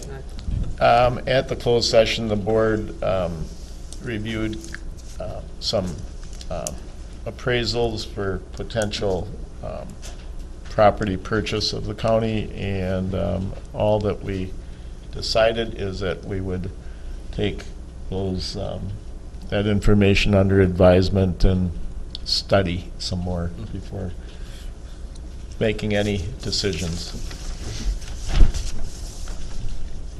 Okay, we left off, I think, with Justin. Do you have a? Nothing else. Just that soil and water thing we bring up next week. Okay. And I was at AMC for a day. I won't go into why it was a day. It was a fiasco. But anyhow, I met with the people from Northwoods that we have contracted for social service tablets or whatever. Very interesting. One lady's been down already and met with staff, very impressed with our our people, which was nice to hear. And I had a good discussion with the what's the word, administrator that's going to talk to us at 1 o'clock today. I worked with him before when I was commissioner on a committee when we were trying to have an 11 county consortium to work on social service costs and so forth. He's very, very knowledgeable and very, very professional gentleman. I think he'll provide good information. I was at the Emergency Communications Board meeting yesterday, and Teresa already mentioned the 911 texting, which is kind of an interesting change. The other thing of significance is that AT&T was awarded a contract some time ago to have everybody on the same program. There's it's called FirstNet, and AT&T will make a presentation in January or February and discussing where the location will be, because there's going to be many people invited from all aspects of the county in terms of emergency, first responders, fire departments, sheriff's departments, city police departments. So it's going to be quite a large contingent. So they're looking at maybe the event center in Rochester. But I need to get together with our sheriff, because one of the issues is whether AT&T can cover all of the area that they need to cover. And if not, what's the plan to get that included? So it'll be interesting to see how that moves forward. That's all I have. Thank you, young lady, for providing this service for us today. Your first shot at it. So, Char Jr. So, Jack, made copies of that. Did you get a bill from Holiday Inn? I got No, I all the didn't. confirmation numbers. I just saved them for you here if you want it, in Okay. case a bill does come through for those 2 nights. I would assume they'd send it to Char. Yeah, we're gonna talk. So, Yeah. and I spoke with her. She asked me if I said I better not get billed. I know, that's what I thought too, because we had, Okay. but that's the information if Char needs it, then if a bill does come through. Yeah. Because that happened to me once. I got a bill from when I went to Extension up at St. Paul, and I didn't stay at the hotel, and they sent a bill anyway, so we had to check it out there. Okay. Anything else? Discussion of policy for BOA and planning commission. Did I Jumped over that one? jump over that? We kind of jumped around all. Yeah, we've been back and forth. I apologize. I can't get that to come up with those options on mine right now. Discuss policy options for BOA and PC appointments. Well, I gave my paper copies to Char, so I don't have them either, and I can't get it on my computer for some Yeah, reason. and I can't get it up on mine. I tried a while ago and I had to give up. Oh, what is that? Oh, Oh, you have them, yeah, right there. yeah, Oh, okay. good. Good. Oh, good. Actual paper copies. That's what I like, Yeah. yes. I was gonna make sure I printed it too, and I don't. No, No, you already did that. Yep, we got that stuff done. yeah.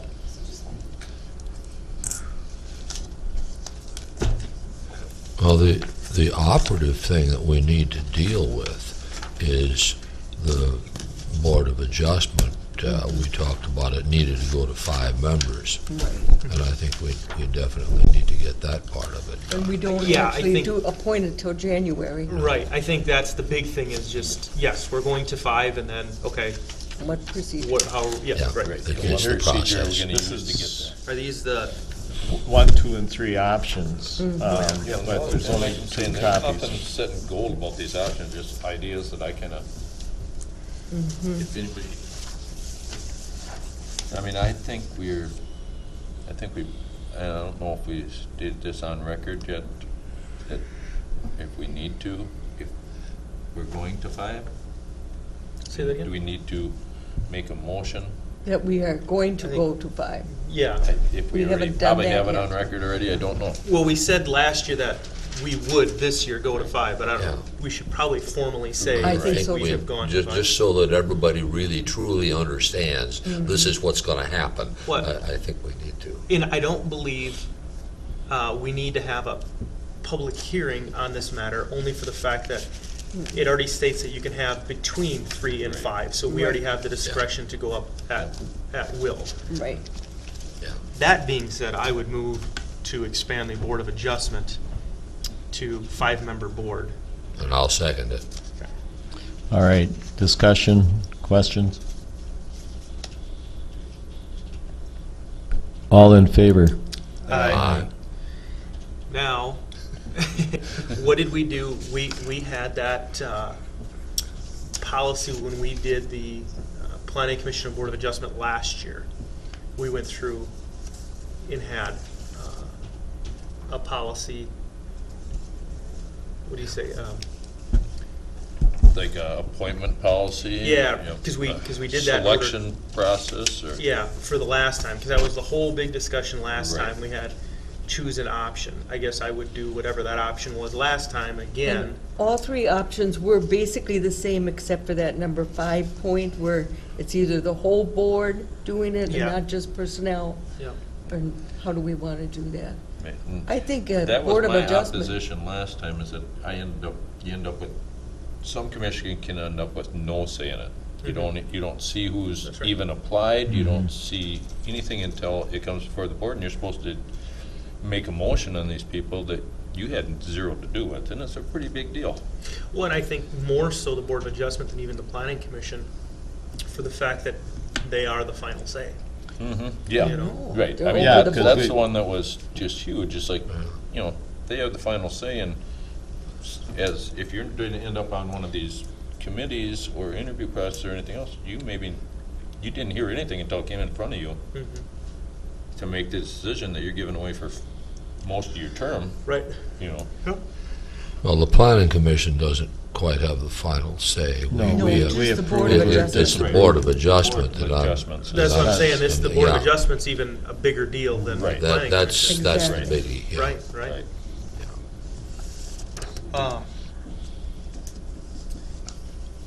So mainly, Now, we just had the planning commission vacancy option 1, so I have in front of me. oh, I'm sorry, that's one packet. You guys each have, that's 1, 2, and 3. Yeah, So there's that's 1, 2, That's and 3. planning That's commission. all that's, I've Those- got those go together. I've just got a planning commission Yeah, thing here. those go Not together. the Board of Adjustment one. these, we have that You in have the front Board us of here. Adjustment. Yeah. I Okay. would think, Jack, why don't you read option number 5 for the Board of Adjustment on each one? On each one? And then we should decide which Okay. way, because the rest of it is pretty much the same. Yeah. They're all Board of Adjustment. Yeah, okay, option 1, the 5th bullet, all eligible applications shall be forwarded to the Board of Commissioners with sufficient time for review. Each board member shall review and select 1 applicant per vacancy. The applicants with the most selections, with a maximum of 2 applicants per vacancy, will then be interviewed. Interviews will be conducted by the interview committee consisting of 2 commissioners chosen by vote of the county board, the zoning administrator, the environmental services director, and 1 planning commission member chosen by vote of the county board. Option 2, all eligible applications shall be forwarded to the Board of Commissioners with sufficient time for review. Each board member shall review and select 1 applicant per vacancy. The names of the applicants with the most selections with a maximum of 2 applicants per vacancy will then be forwarded to a committee consisting of 2 commissioners chosen by vote of the county board, the zoning administrator, the environmental services director, and 1 planning commission member chosen by vote of the county board. Which is pretty It much the same. sounds like it's pretty much the same. It's the same. The committee shall meet and review the application and forward the recommendations. So option 3 is extremely brief. All eligible applications shall be forwarded to the Board of Commissioners with sufficient time for review. Each board member shall review in rank order all applicants.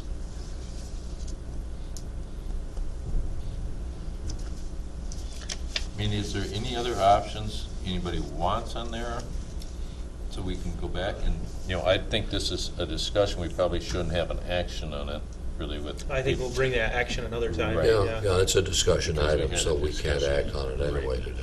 So, I mean, is there anything on there that we think we have a different option, more options, take something out of an option? Well, I think that one, for sure, giving the applicants, the applications to the commissioners, for all commissioners to review, I think that should happen no matter what. See, because last year, it was brought at that first meeting in January, and I had no idea who even applied. Well, and that's the problem. You Is know, that we all of a didn't- sudden you're like, oh, you guys made a selection? Right. Yeah. Okay, Yeah. and the other thing that I think comes to mind is there's been times too where we've had applicants where all of a sudden somebody may know them personally and say, whoa, Yeah. this is not good. You know, and you might know more of the background, or you might say, hey, wait a second, this I highly recommend. Wait, there was somebody I heard had, and Yeah. the problem And is, you like got, you you said, got you get no chance to investigate That's the right. situation, That's right. no chance to. So I think that no matter what needs to be done. Right. And I probably should have gone into Tessa's office to look at the applicants in advance, because I usually like to research things, as you know. Yeah. But I didn't, and so I And you gotta understood. remember, there is gonna be, you never know when there's new people coming on. That's right. And, all of a sudden, their second meeting or something, they're supposed to approve, maybe a whole board for 4, it might be years before you get to appoint anybody else. See, now that's the other thing. I think that needs to happen in December and not January, for the fact that all of a sudden a new board comes on and they're like, oh yeah, we already interviewed and reviewed these back in December, Right. and since you just got on, tough. Like, Good Yeah, luck, they're buddy. on Yeah. for a 3-year term now, or whatever, and, you're only on for 4. Yes. And I think this year we can get by with it because nobody's up for reelection, so we all get it. But, when there's Right. new board members, those selections need to be made in December. Right. And we'll get it on a schedule, no big deal. But Now, one thing that I questioned on this, neither option 1 or option 2, did I see the Human Resources Director on that committee.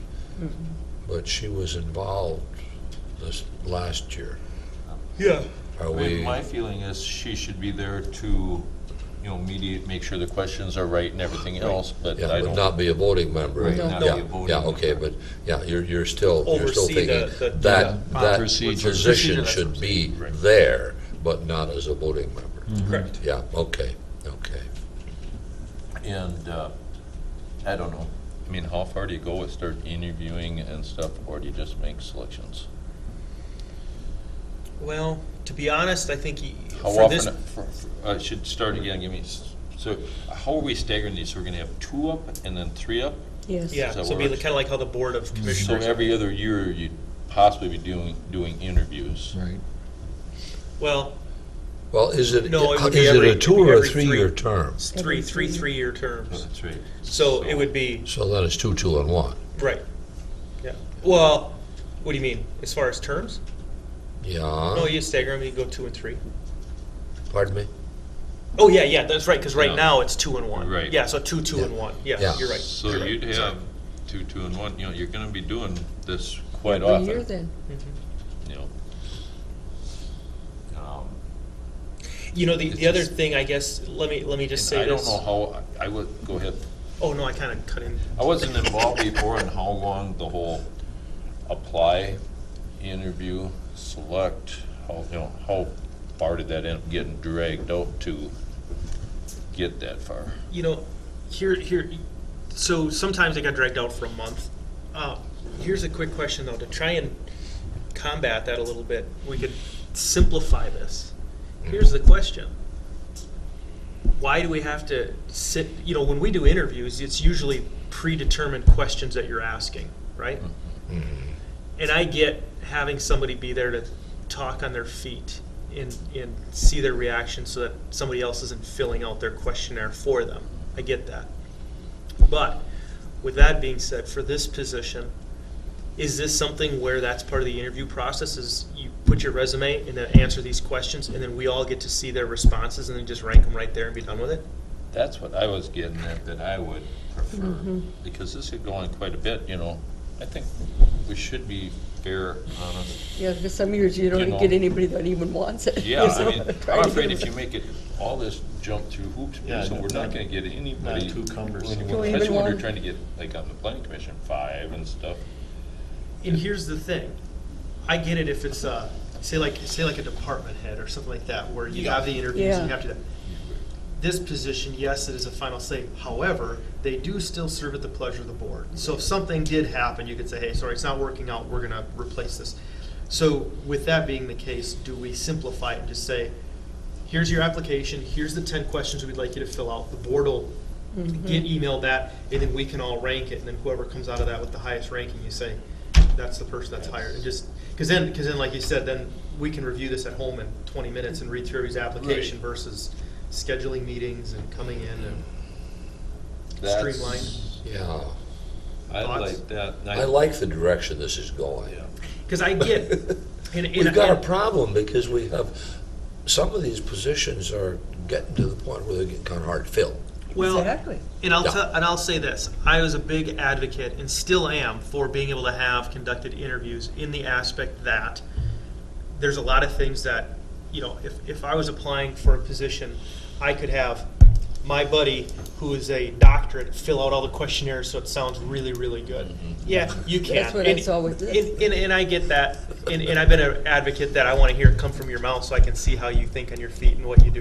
I'm a bit of an advocate for that. However, for these positions, is that as necessary? These aren't really paid positions. That's what so I'm to getting at, and speak. we can always, you can always let them go at will if it's not working out, or you say, hey, we've had some issues here. You know, I'm just saying, is this warrant such a Getting in-depth? so in-depth that it's, the process is, and the process will keep Okay. changing. The harder you make it, the more you change it. All right, but I might have lost, we still would have a face-to-face with them? What I'm saying is, maybe you don't have a face-to-face. Okay, But we all get to see who Well, applied. yeah. And rate it. I'm just a little, I mean, because resumes are brag sheets too, I mean, That's right. anybody Believe me, ever, I've seen that. anyone ever put their weaknesses on a resume? I don't think so, you know, so, I don't know. And like I say, I'm still an advocate for a face-to-face. Can we Is there a slimline way, it? I don't. is there a way we can make the face-to-face thing not be quite so cumbersome? Yeah. I get where you're coming from, Jack, and I think that's right. But when you start involving 2 commissioners and 3 county employees, and then scheduling it for 3 different people, it gets a bit cumbersome. It does. And Can who's we- gonna apply? I don't wanna go through that, you know. Yeah. You know, it's not like you're getting a high-paying job. Well, like one of these, I think selected that you'd rank them, and then you take the top 2. I mean, even is that something where you take the top 2 and then just say, okay, we're going to have the finalists come in? Yeah, why don't we do that? Narrow it down to 2 and. If you have enough applicants. Right. You know, like, of course, with the Board of Adjustments, the first year when we swell it, you could be looking at, you know, 3 to 4 new positions, 3 new positions right away, right? Right. If somebody's coming up for a term. So you could, No, we not got this 3 year. on there Not now, this year. right? Not this year. So we'd just be looking at 2. Yeah, one would be. Just 2. I think it works out. I'm not sure, but I think it works out that we can just do 2 this year. now. And then we have a 5-member board. And then we got a 5-member board, and then in a year, I can't remember which way it works, but if I remember it right, then it's 1 and then 2 again. And I the planning think, commission, but- one of the board members has to be from the planning commission, and they're the ones that take care of that, recommending who on their board wants to be on the Board of Adjustment. Yep. But So there- we're yeah. really That's only true. talking That's 4 true. people. That's right. That's right. right. You're right, Teresa. Yep, Mhm. yep. We you're don't only have talking any, 4 people. they pick their Yeah, representative. When- Because I think it's Larry Hafner this year. So it does will it be look 2. like we're going toward everybody rank Yeah. We get to 2 and we call them in. And I would think we should have, with the application, you know, Rick and Aaron come up with the questions they want asked. Yes. And ask them then, so we can see what their response to those questions are, and then we can bring them in. Mhm. And then have a couple questions. Well, Well, one now, is- we- I mean, to- yeah, but that's when what you we say said. bring them in, you're not talking about a full board bring them in, you're talking about a committee of 1 or 2 commissioners, zoning and whoever else, environmental services. Yep, Yeah. yep. Yeah, okay. I feel better already, yeah. So basically rank them, pick the 2 for any open position. Yep. 2 for any open position. And if for some reason you only get 2 applicants, and there's only 2 spots, well, then The it's pretty rankings, much the a moot ranking. point to do the Anything, face-to-face. yeah. The rankings. Right, Yeah. right. But if you get 4 from this one and 8 from this one, let's narrow it down and bring it. Yeah, Does that make sense? yeah. Yeah. Do we vote to formalize this then? I think we gotta make it an action for next week. Yeah, let's make it an Yeah. action. Action item for next Yeah. one. Who's gonna be our scribe? Who's But gonna? does somebody wanna write this up in good terms so we can get it emailed to each other? So, you know, let's get it. wanna Does make that any get to be little a serial changes, meeting, man? You know, well, Sad, really isn't not. it? Just information, we're not Yeah. taking action. Right. We're not You doing know, it, actually. Or can we have Tess write it up, or someone write it up more formally? So it's, you know, Or 'cause have this is gonna Aaron go and in the Rick. books. Let's kinda get a general idea, and even if we look at it again, and they could email it to Well, all of so- us then, too. I can take a shot at it, or if somebody else wants to do it. Go ahead, Fred. Yeah, if you want to, Fred. You kind of understand what's going on, right? Yeah. So it'd be. Well, it would okay, be if I email it to application- everybody, why then, if I screwed Yeah. something up, Yeah. well, then you email me Yeah. back and say, That's look, what I dummy. get that over before. Yeah, This is what we exactly. got last year when we were Okay. And it's fairly discussing it, simple. what I mean, it has to application include. with questionnaire. Now, just a minute, now, let me get this, okay, Each start applicant. out. Yep, each applicant would be given an application plus a questionnaire. I think this is gonna fit pretty close to one of those. Exactly. Yeah. I think it is. It's Yeah. almost, it's Yeah. almost And exact. the whole board gets to see the applicants. Whole board, Yep. and that goes to the whole board. Yeah, whole board reviews. Picks 2 Ranks. And then, ranks. do we rank order Yeah. everybody? Yeah, you have to rank order for Yeah. if Okay. anything happened that they could come back and say, why Okay. did you select? So you could rank, and then top applicants selected for face-to-face interview. Top two, top, Two per well, what, position. yeah, top 2 per position, yeah, there we go. Okay, in Board of the, Adjustments? in the event of a tie. Oh, yeah, that's planning commission. Yeah. I think Yeah, that's these on are, one of them. sorry. Yeah, I'm sorry, in the event of a tie, do you guys have we plenty. interview 3? I would almost have to. I guess, huh? Well, what do you mean in Yeah. a tie? When you rank 'em. Yeah, but if you okay. rank 'em in a tie and you got the top 2, Top that's your 2 top 2. position plus tie. Well, but that would be a moot point, because if you had 2 of them that were tied at the top, they're No, your top 2. But if you have, Yeah. if you have one that came out first, and then 2 Oh, I see what you're that were saying. tied The for second. I see, okay, yeah.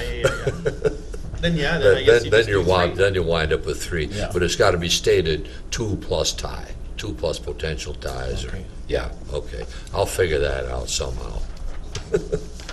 Okay, And then top ones would come in for a face-to-face interview with the committee. yeah.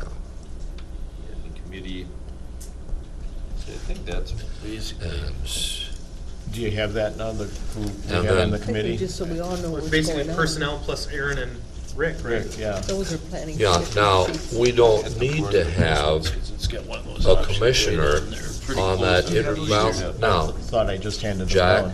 I wanna get Planning. Board of Adjustments are there. Pardon?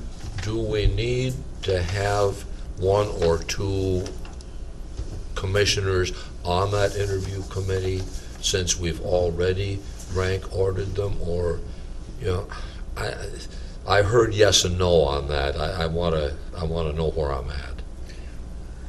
I would just as soon have at least 1 commissioner on I that would. committee. Just one. Well, then I would say personnel, for the fact that they're personnel. Yeah. Personnel, 1 commissioner, zoning, and, Well, your personnel has 2 commissioners on it. Oh, personnel committee you're talking. Personnel, are you Personnel talking committee personnel plus- person or Personnel. personnel committee? Personnel committee. Personnel committee. Okay, then that's two people, okay. And then you'd have, the zoning administrator. See, now we're getting back to the point where. Yeah, again, we're starting getting, over again where- we're getting four people. Well, you want HR there, non-voting. Yeah. Yeah, it goes through HR. Okay, let me ask you this, though. Okay, I, but you're just doing, yeah, okay, go ahead. well, brainstorming. Because the zoning administrator probably knows more questions to ask. And he's going to be part of Well, writing he's the already asked questions. them on the questionnaire. Well, I guess that's what I'm getting at, is do you just, well, I don't know. It's a horse piece. I was gonna say, could you just leave it up to just the zoning administrator and whatever to make the decision between the top two, but then you'd have, well, yeah, but we're commissioners, we gotta approve it, we should be part of it. If you allow just the commissioners, then you're kinda leaving the zoning administrator out. I think you're gonna have to do. Yeah, you gotta do the personnel committee and the zoning administrator, yeah. And that's no big deal to get No. those four people lined up to just come in, and it would be quick. You're not gonna have half an hour interviews, it'd be 10 minutes. No. Sit down, you're one of the tops, we might ask you a couple additional questions, thanks so much, next person. Yeah. So yeah. who are we talking, the personnel committee? So that'd be like you two right now, That'd be right? Yeah. two board members. Yeah, this year they're personnel. And then, Two board members, the zoning administrator, To be Aaron. and then HR would also be there. But now, do we want HR to be a member of the committee? No, Or I ex think just officio? oversee, or ex officio. Okay, HR is ex officio. And Okay. to be honest with you, I think just those three people are good enough. You got two people representing the board and your zoning administrator. They're the three that Yeah. would be dealing with them the closest, right? Yep. Yeah, I don't think HR has to be there. No, I think just overseeing that Right. the It's not procedure a- is the being yeah, done. questions job. that are being asked Yeah. and stuff are. Other than can that, be asked. I think just those three. Yeah. Yeah. And then you've got three, so if there's an issue, you're not gonna be tied 2-2 on who to Yeah, go with. yeah. You got three. Yeah. Okay, well, let's bring it for action next meeting, and Yep. like you said, if your email has mistakes, you want dummy capitalized, or? Do we need? Capitalize all letters, put an exclamation mark behind it. We need, say, No, six thanks for or doing that. I'm written, gonna so we give don't you run this, into because this this again, that it includes the is statute to that be we're working on, that one must come from the reapplied planning for, board. or That something should like be that. in the policy, okay? Yeah, thank you. So we ran this for, I say is so. it Yeah. re-up, not, I think we all came to the conclusion, or could come to the conclusion that you have to Or reapply. reapply, yeah, it's not just a given. Right, it is not automatic. Yep. And I don't think it should be automatic. If there's other applicants come in, they should have a chance. Yep, and if not, then hey, keep going. Yeah, Yep. then we would love to have you stay. Yeah, exactly. All of us have the Southeast Cooperative Ballot. ballot. I mean, it's one of those where, like, when I vote for the judges in a election, I never heard of them. It looks like one of those to me. You just check them and hand them back so Shark can get them out. Yeah. Write in Justin Zemeski and see what happens. Thanks, Fred. Here is your choice. Anytime. I've heard a few things about. No signatures necessary. No, Okay. no, it's a ballot, you don't want to Yeah. sign. So, other than that, public Okay. comment? Bruce? Hand them down. Yeah, good morning, Commissioners. Good morning. Morning, Bruce. I'm glad I'm not sitting up there by you because I have to critique something that you just violated your own rules on. You were in a session of non-action and you made a motion and you passed it unanimously, which is an action to create a 5-member board, but I'm all for that anyway, so. I think we might have done it previously, but I wasn't positive. Yeah. Well, we Uh, kind of did. Well, Here's- Yeah. but I mean. It had you been made a discussed you made a before. motion Yeah. which is an actionable. Yeah, item. you're absolutely right. Well, thank you very much. Tell my wife. Technically, we really screwed it up at that point, yeah. With regard to applicants, last year there were 2 applicants that were finalists. I believe Yvonne Krogstad was one, and I can't remember the gentleman's name, who was the other. Are they still on file? Would they still be viable as an applicant, or did they have to redo everything if they let's wanted see. to sign up again? I think they'd have It's to a at least, year. Yeah, you know, we better- re-sign what they Yeah. applied for, because Yeah. we don't, otherwise we wouldn't know that they're still interested. Oh, I understand that. Oh, yeah. But what I need to know, what they would need to know, we'd all need to know is the application going to be that much different now than it would have been last year? Well, I don't think so. That I guess is what we're trying to determine, because the application may include, say, a questionnaire Yeah. that they would have to fill out. So I would just go back and say, hey, I'm still interested. Keep my stuff on file, any additional information I may need. Okay. Yeah. You know, because like the first application, you know, where you fill out all your information and all that kind of stuff, and that could probably stay. But any additional information you may need, you know, if they still have. Not to say we want to have a leg up, I'm just asking if.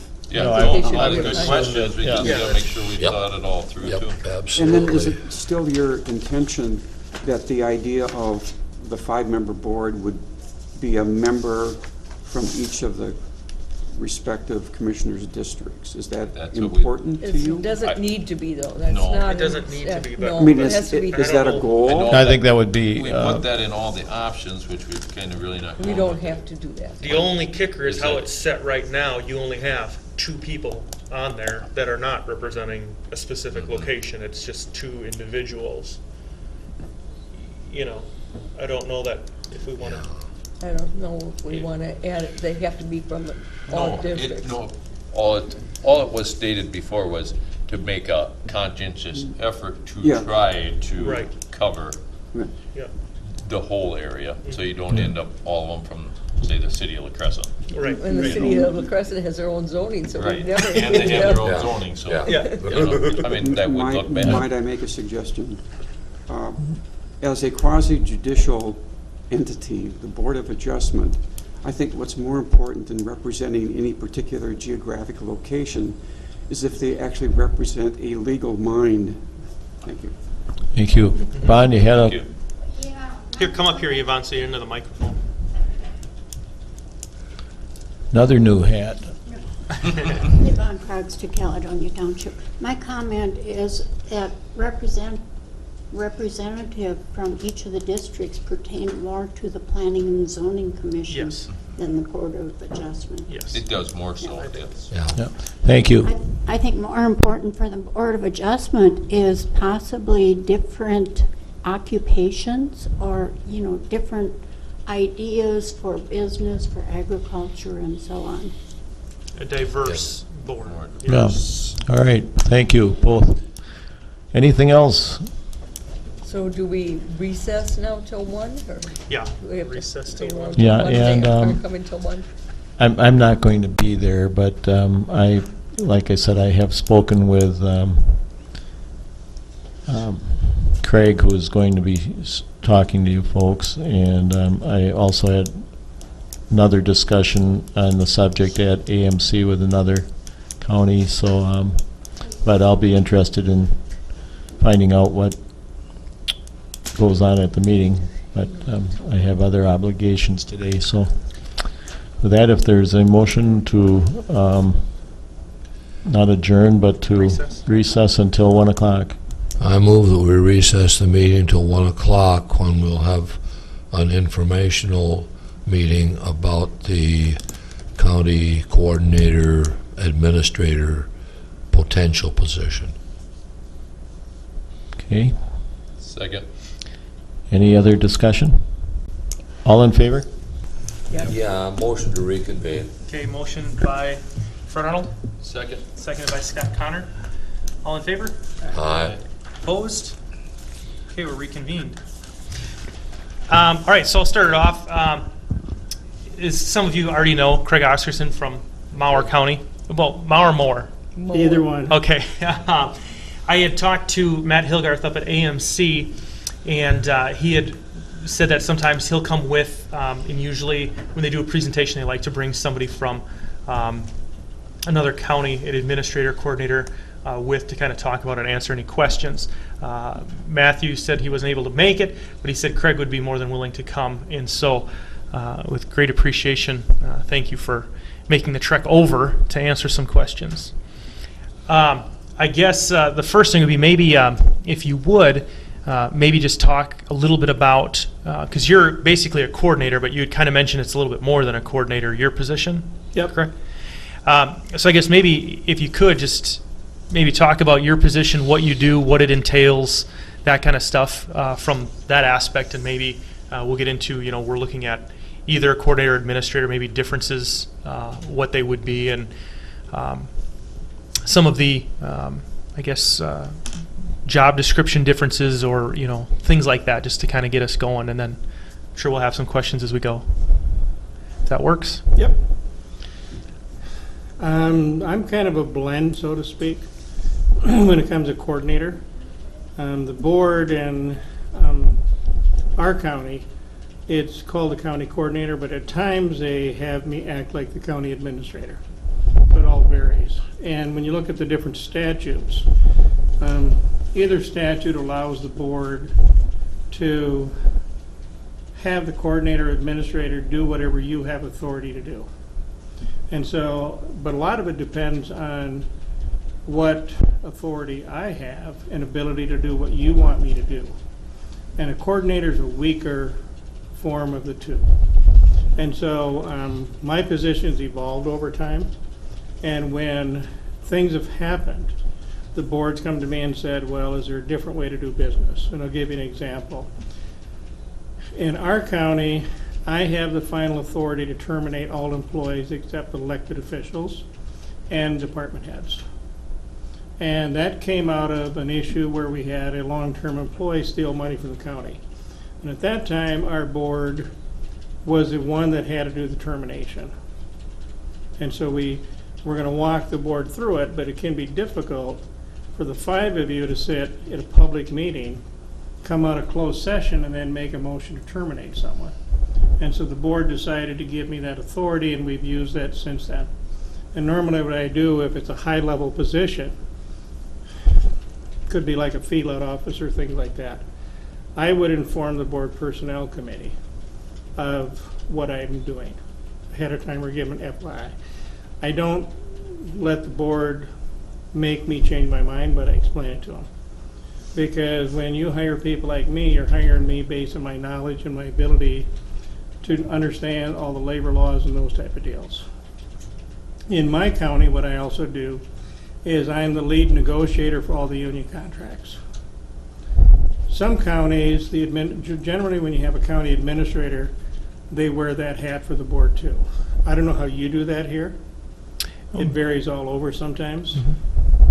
We have 2 commissioners that do the negotiation. Yeah, and our HR director kind of heads it up as of right now, but it gets to be kind of cumbersome, And there's pros and cons with that. A lot of times, when the way we do negotiations in our county, it's myself and the HR director, and we visit with the board personnel committee. We give them what we think should be the final outcome, and then they give us enough rope, and hopefully we don't hang ourselves. And then we go back and forth with the board, but it keeps the board off the table. Because what can happen, and I've seen that in my career, we used to do what you did, where we had 2 personnel committee board members and myself did negotiations with an outside consultant. And to be honest, there was a couple negotiations with the board just got butchered. And difficult negotiations. Way back in time, we changed it on health insurance where the employees had to pay something. When you have a county that's been given free health insurance, family or single, for years, that's a difficult thing. Sometimes it's easier to have someone like me be at the table, keep the board off to the side, keep you apprised of things, rather than having you at the table, having employees that you are in the community and then just scream at you. So sometimes it's an insulating thing. And generally what I do is I do the budget for the county. I'm clerk of the board. I supervise finance directly. I also, many years ago, the board decided rather than having small departments, state department heads, they put them under me. For example, veteran service, building maintenance, those smaller departments were put under me. We had departments of 1.5. We had a department head and a half an employee. And so they did some organization and said, we're gonna save a little bit of money, but it's a better way to do business. And some of those things, and I think I mentioned I'm clerk of the board, I think Shar is clerk of the board here. Yeah. What happened there is we had an auditor years and years ago. When I started in the auditor's office. And then my position grew out of that. We had an auditor who did not want, or didn't feel it was what they wanted to do, was clerk of the board or the budget or those type of things in our county. So he wanted to give it up. He wanted to do what you might say is more traditional auditor stuff. You know, he wanted to do the elections. He wanted to do the property transactions and those type of deals. Did not want to get involved with the board in terms of being clerk of the board, trying to help advise the board on things. You know, one of the key parts of my job is also to give advice to the board and then attempt to implement what the board does. And that's where a coordinator administrator becomes a different way to do business. When you have a coordinator, like I have, and what probably helped me is my years with the county. I've been with the county 32 years. And I've been doing my job about 30 and a half years, about 31 years. I started with the auditor's office. I was hired to do the budget and financial statements. So I've got an accounting background. And when they created my position, where it becomes more of an art form, where the board says, here's our something going on, and they want me to meet with the department heads, it's more of an art form because I got to try to get the department heads to cooperate. And sometimes if they don't cooperate, then I got to go back to the board, and then it gets the board involved, and it becomes a little more clumsy, where an administrator can take a board policy and enact it. And an example where my years of service probably helped is many, many years ago, we saw some potential overlap and teamwork that could happen between human services and public health. And we had two department heads that would not work together. The board had a difficult time trying to manage them. And so we came to the conclusion that we needed to do a forced marriage. I was able to work with the board and say, well, here's how we should do it, here's what we should do, so I got direction for the board, and then we had a meeting with the management staff, the two department heads, and the first thing both people wanted to do was have another discussion with the board on how do we stay separate. And being here long enough, I was able to look at them and say, you're fortunate that the board gave you the opportunity to design the structure. They've made the decision, and if you can't live with it, then that's what's going to happen. But I'm a strong enough coordinator that I've been around long enough that I could tell those department heads to stand down and become a team, or you're going to be gone. Sure. Where if I was the administrator early on, like if you ever look at that in your county, and if you don't have an administrative head of coordinator, it becomes more of a dance. Where the administrator's job, and same with the coordinator to a point, but the administrator's job is to make sure that your policies, your directions, your goals, your objectives are carried out. And if that administrator can't do their job, get rid of it. It's kind of like when you look at a business organizational structure. The way I look at things is you guys are the board of directors. You guys are not elected to be day-to-day managers of departments. That's my opinion. You get elected for different reasons. And so when you look at that, is you need to hire professionals to do what you want done and run the county efficiently. And really the main difference between someone like me and an administrator is an administrator has authority to have the department heads and supervise them, and they're supposed to know what they're doing day to day. One of the things I think our county board struggles with is when they, in the past, have done department head evaluations, they really don't know what a lot of the department heads do. That's one of the problems with the coordinator position. So you guys are what I might call generalists. You know, you probably didn't get elected because you're a professional manager. Right. the board elected or the public elected you for whatever reason. And your job, and a lot of times that's where county board gets it, and I can say these things that I'm getting near retirement, is a lot of times county boards think they're elected to directly manage departments, and they think they need to do that. The difficult thing can be is you guys aren't experts in those areas. That's what you hire us for. That's what you hire county engineers for, human service directors, public health directors. You develop the policy and direction that we're supposed to follow. If we don't follow it, whatever. And sometimes in a coordinator situation, since I'm kind of an equal, but in my county I'm kind of like a little bit above equal to the other departments based on what I've been doing. But when you simply have a normal coordinator, we're equals to the departments. The departments sometimes don't know what the board direction is. There's 5 of you. You all might have different ideas. Sometimes what can happen, and I've seen it in early in my career, a department head would go, well, that's what I think the board said, but I've got the ear of you two. I'm going to try to go around the other department heads or go around the other board members, and it makes it difficult for you guys to manage. For an administrator, they can put a stop to that. Sure. That's kind of what it is. But basically, like I said, I do the budget. I still assist the personnel director in interpreting contracts. I handle union grievances all the way up to arbitration. I do the negotiations. I think I said I do the budget from start to finish. And then I think the biggest key in my position is I give advice to the board. And whichever direction you go, you want a good relationship with my position, because we're your key. We're your eyes and ears every day. And both the coordinator and administrator, both positions serve at the pleasure of the board. They're at-will employees. So a lot of it is key in selection.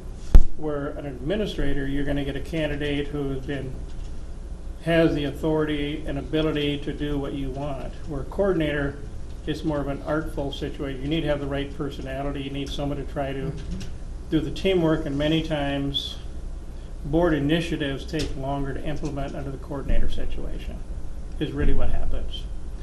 I think in today's day of county government, with everything we all do, you need a professional at some level in one of those 2 positions, and some of it I would ask you is, what do you think your job is? Is your job to manage day to day? Do you think, when I started, we had one commissioner who basically managed a highway department. The other commissioners were told to stand down. We had one commissioner who basically controlled the human service department.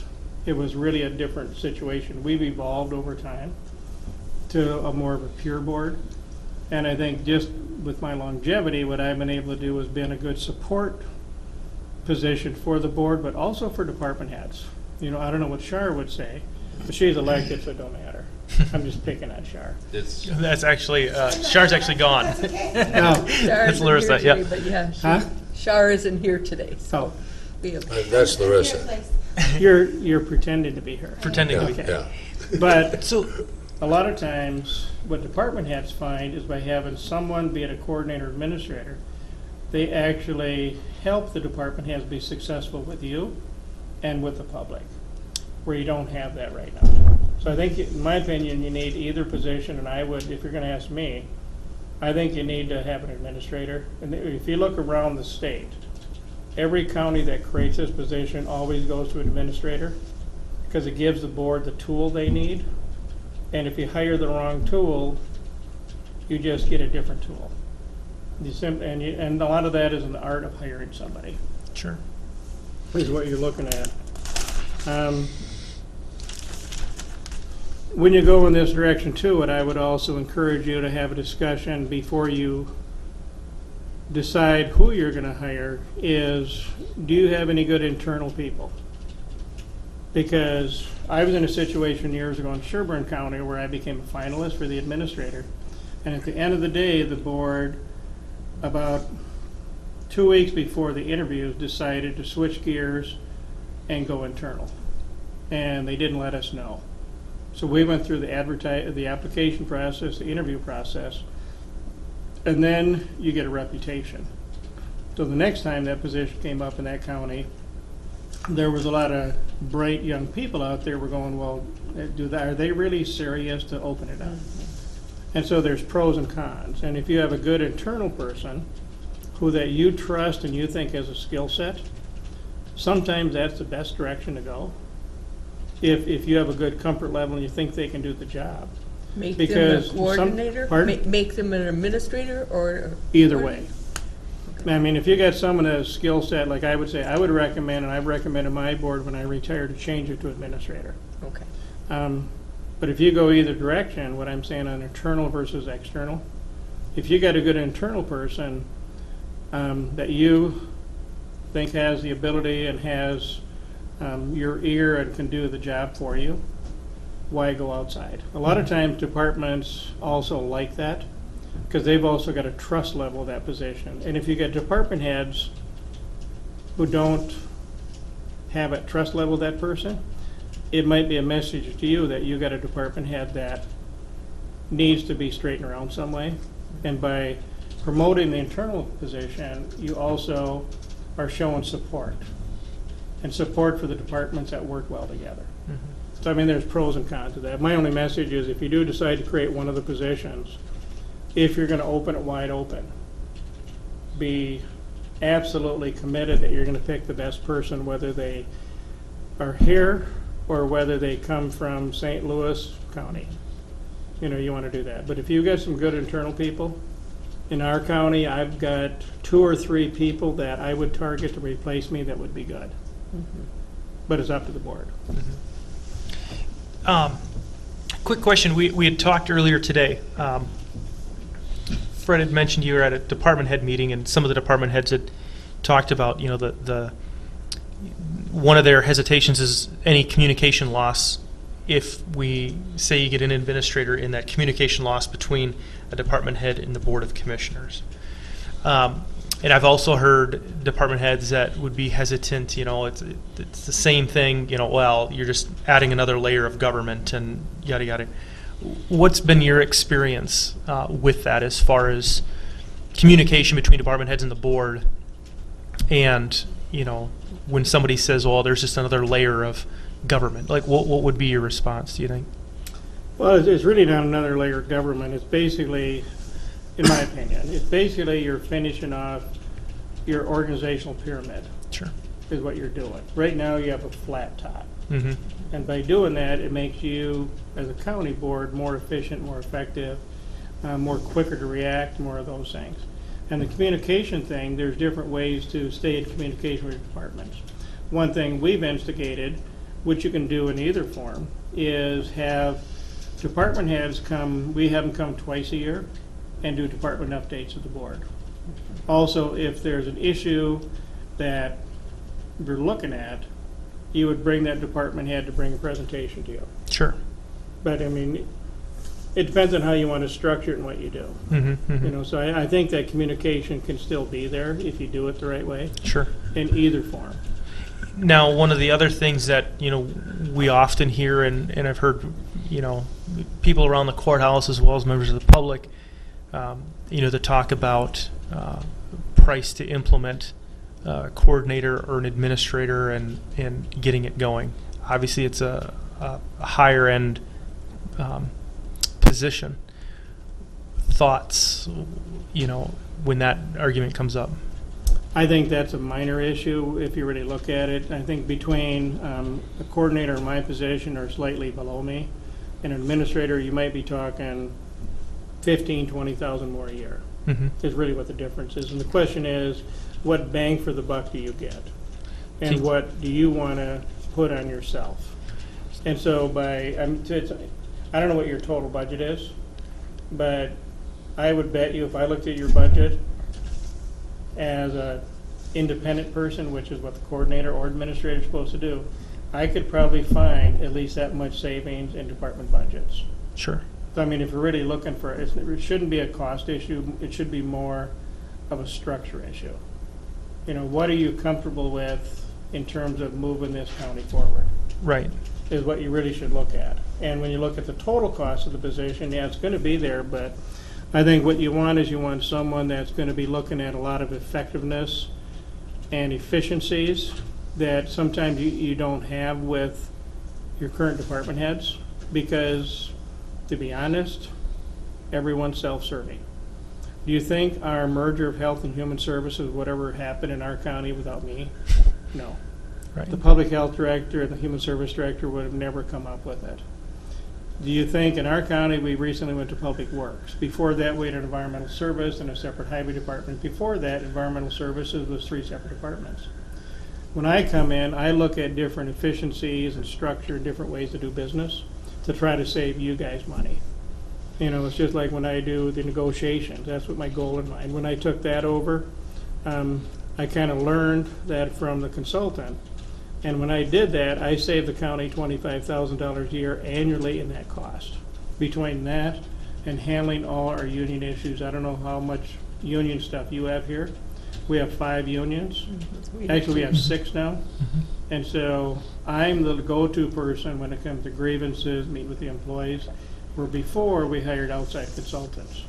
And many times, human resource directors maybe don't have the skill set or authority to do, you know, the high-level negotiations or grievance handling. So there's different ways this position will save you money. I think one thing, if I were you, I'd ask yourself is, if you had one of those positions here, how many potential issues that have cost you money would never have happened? Right. Because someone would have been there on the ground floor trying to make sure it's done right, or getting advice from you guys as here's where we're going and here's what we're not doing. You know, an example we're looking at right now is we took some bids on a jail. It's a change to our software and hardware for our jail door management and jail cameras. And the engineer kind of took that on. Well, he kind of got a little overwhelmed. And now we've got a bid issue. And so I can step in and advise them on how to do things, where before, who's going to advise him and stuff. And so we're at the crux of that. Now, where a coordinator thing happens now, I have to meet with the finance committee to see what they want to do before it comes to the board. Whereas an administrator, I would simply bring it to the board and say, and give the board the background. If you have to pass a resolution, say, to declare one of the bidders to be an unqualified bidder. So a lot of that day-to-day work can be done by people like me instead of messing with your lives. And then, you know, in some cases, when you get in a situation like that, you're going to call up one of the attorneys that you might work and say, I need you to come down here at $200 an hour and help me wade through this thing. So I don't know what you struggle with here, but apparently you are looking in the direction of having some level of professional management in the county to assist you with department heads, assist you with your policies. One other thing that I didn't mention, I'm also, in my job, is I'm the board media liaison and keep contact for public stuff instead of the chair. So sometimes there's issues in my county. We have on channel 3, 6, and 10 TV media that comes sometimes, and we have an issue. I'm the one that will deal with the media on that, you know, especially if the board doesn't want to.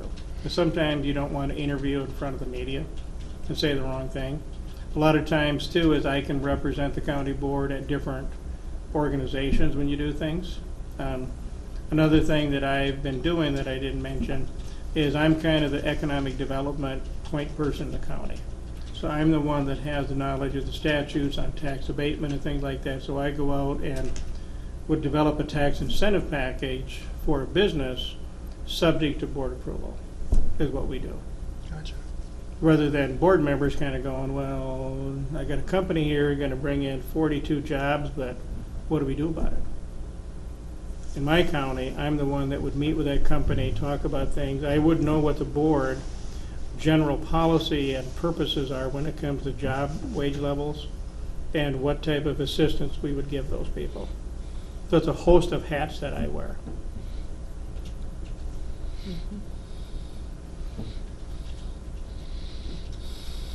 What do you think, Scott? I think there is a disconnect. You know, it's really hard for a 5-member board to, because you can't get together to discuss most things. You know, So I go talk to a department head, and then Teresa talks to a department head, and Jack's talking to a different department head. It's just really hard to gather the right information to make decisions, especially on any kind of timely matter. It really is a struggle. I worry about a disconnect. Like, how do you get all this information to us? Same thing. There's 5 of us. How do you get it to us separately? How do you get it to your board separately? I mean, do you just bring it in all open meeting? Do you meet separately with your board at all? You can do it a couple different ways, and when you look at the administrators, you look at the administrators of the state, some administrators are set up where they don't supervise department heads still. That's a weak administrator form. I wouldn't recommend that. And I'm kind of a strong coordinator form. And since I've been there long enough time, department heads will go, well, if I can't get Craig to agree on it, I'm not going to take it to the board. And so over time we've done that, but when it comes to disconnects and stuff, generally I try to get the pulse of the board on what do you really want to know. And over time, that's where that's going, and then I bring you that information in different forms. Sometimes we still have board committees. How do you get that information? Like, from open board meetings, we tell you kind of, as far as, say labor negotiations, what we're thinking here. We're thinking that, we've been over generous the last 5 years. We want to just hammer now. We want to be as tight as we can. Or we say, we've been tight for 2 years. How do we communicate that with you? That's the hardest thing with open meetings and trying to be subtle, but figure out what you want. It's the hardest part with 5 people that can't talk. And some of it would depend on how you set yourself up. In other words, in the city of Austin, they had disbanded all their city committees and simply went to a committee of the whole and said the administrator manages the department heads. And what they've done over time, and we used to do that too, and we need to do it again, is we have board retreats. And so the board then will go out and have a retreat with me and the department heads, and then kind of at the end of it kind of come back with your goals and objectives and what you're trying to do. And then what we still do, which you could do I think in either form, if you still wanted to have separate board committees of 2, and we've had a legal opinion on it, as well as AMC's position is, as long as your board committee has no authority to act and they're only advisory, they become the eyes and ears of the board when it comes in. Then I have to go to them, or the administrator would go to them. So that's what we do for negotiations, is I kind of look around and see what's out there, and then I come in and say, here's what our goal should be. Do you as the board personnel committee have any difference of opinion? Then it's my job to get you there. In other words, I'll go and survey other counties, what have they settled for? What's their health insurance levels? What's their comp time policies? And then I bring that information to you guys. And a lot of times when you have board retreats, you can put a lot of that out there. And maybe the media's here. No, not yet. But what we found out in board retreats, the media gets bored. And so we'll do a board retreat for like a half a day. They might be there for a quick story, and then the board kind of goes, well, here's what we really want to do. You're not in violation of the open meeting law because it's still open. And we have real good, frank discussions to get that background. And we let the department heads participate in the first part of the meeting, and then it's me and the board members because they want to get information and department heads' positions. And sometimes department heads' positions aren't the same as yours. For example, our board is a very conservative board when it comes to budgets and stuff. I know some of my department heads don't understand why the board wants to get our levy just below 5% instead of the 6.5% we're at. They think, well, we need the money to do business. Well, I trim their budget and say, well, can you still do business? They go, yeah, I guess so, but why is the board so cheap? Those departments, if they didn't have someone like me kind of watching that for the board, they would tell you, well, you wouldn't be able to help on that budget stuff. You wouldn't have a clue, because some people, like I said earlier, are self-serving. That's just human nature. And so are you really getting a true picture sometimes? Because sometimes I've had experiences in the past, when I first started out, and that's kind of where I've grown, is at our human service board, we used to have a human service director that was not forthright with the board. And in the old days, I never sat at the board meetings as clerk of the board during the human service board. They instructed me to sit there and sit behind the guy, and then if he was going off base, the board would call on me. You know, kind of, and before that, we had grievance after grievance, we had litigation issue with contractors about, you know, not being open about them and different things like that, and the human service director is not here anymore. But I mean, if it wasn't for someone like me and the board, what really helped me, and I would suggest that to you guys too, whatever you do, the board's always asked me to sit up at the table, even though I'm not a commissioner, but more so they've said, we want you to ask the questions, be it a department head, be it an outside vendor, outside applicant, to ask the questions that we either don't want to ask or don't know to ask, so you have better information. Because before, sometimes people come in and give you a presentation on what they want. And what people like me try to do is we come in and say, well, here's 3 options. Do nothing, do what I think is the best option, do another option, and I give you the pros and cons and recommendation. At the end of the day, if you don't take my recommendation, I'm fine with that. Because I've given you all the data to the best of my ability, and then once you make the decision, it's my job to carry it out. And a real big example in our county was when we built our justice center with the jail. Big controversial issue that went on for 8 years. And up until the very end, the board wanted to build on the edge of town. And it upset the chamber, and it upset the business community, as well as the city of Austin. At the very end, the board flavor changed. And it was, we want to keep it downtown, now how do we make it work?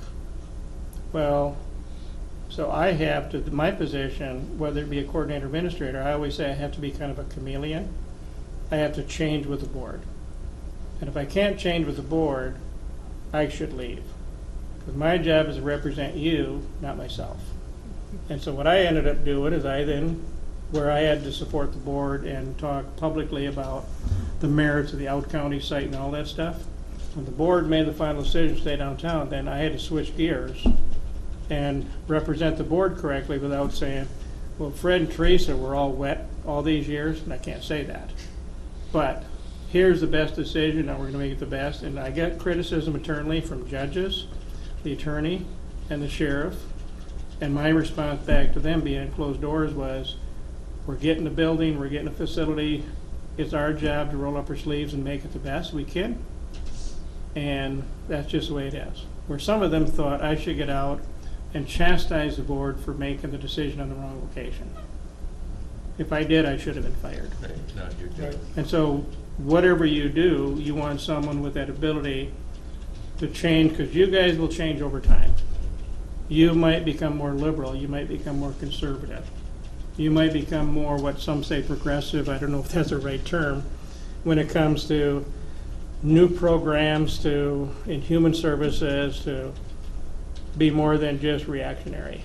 Where our county, for example, unless we have outside funding, we kind of do what we do. Where counties like Steele County and them want to be more progressive and innovative in some of those areas.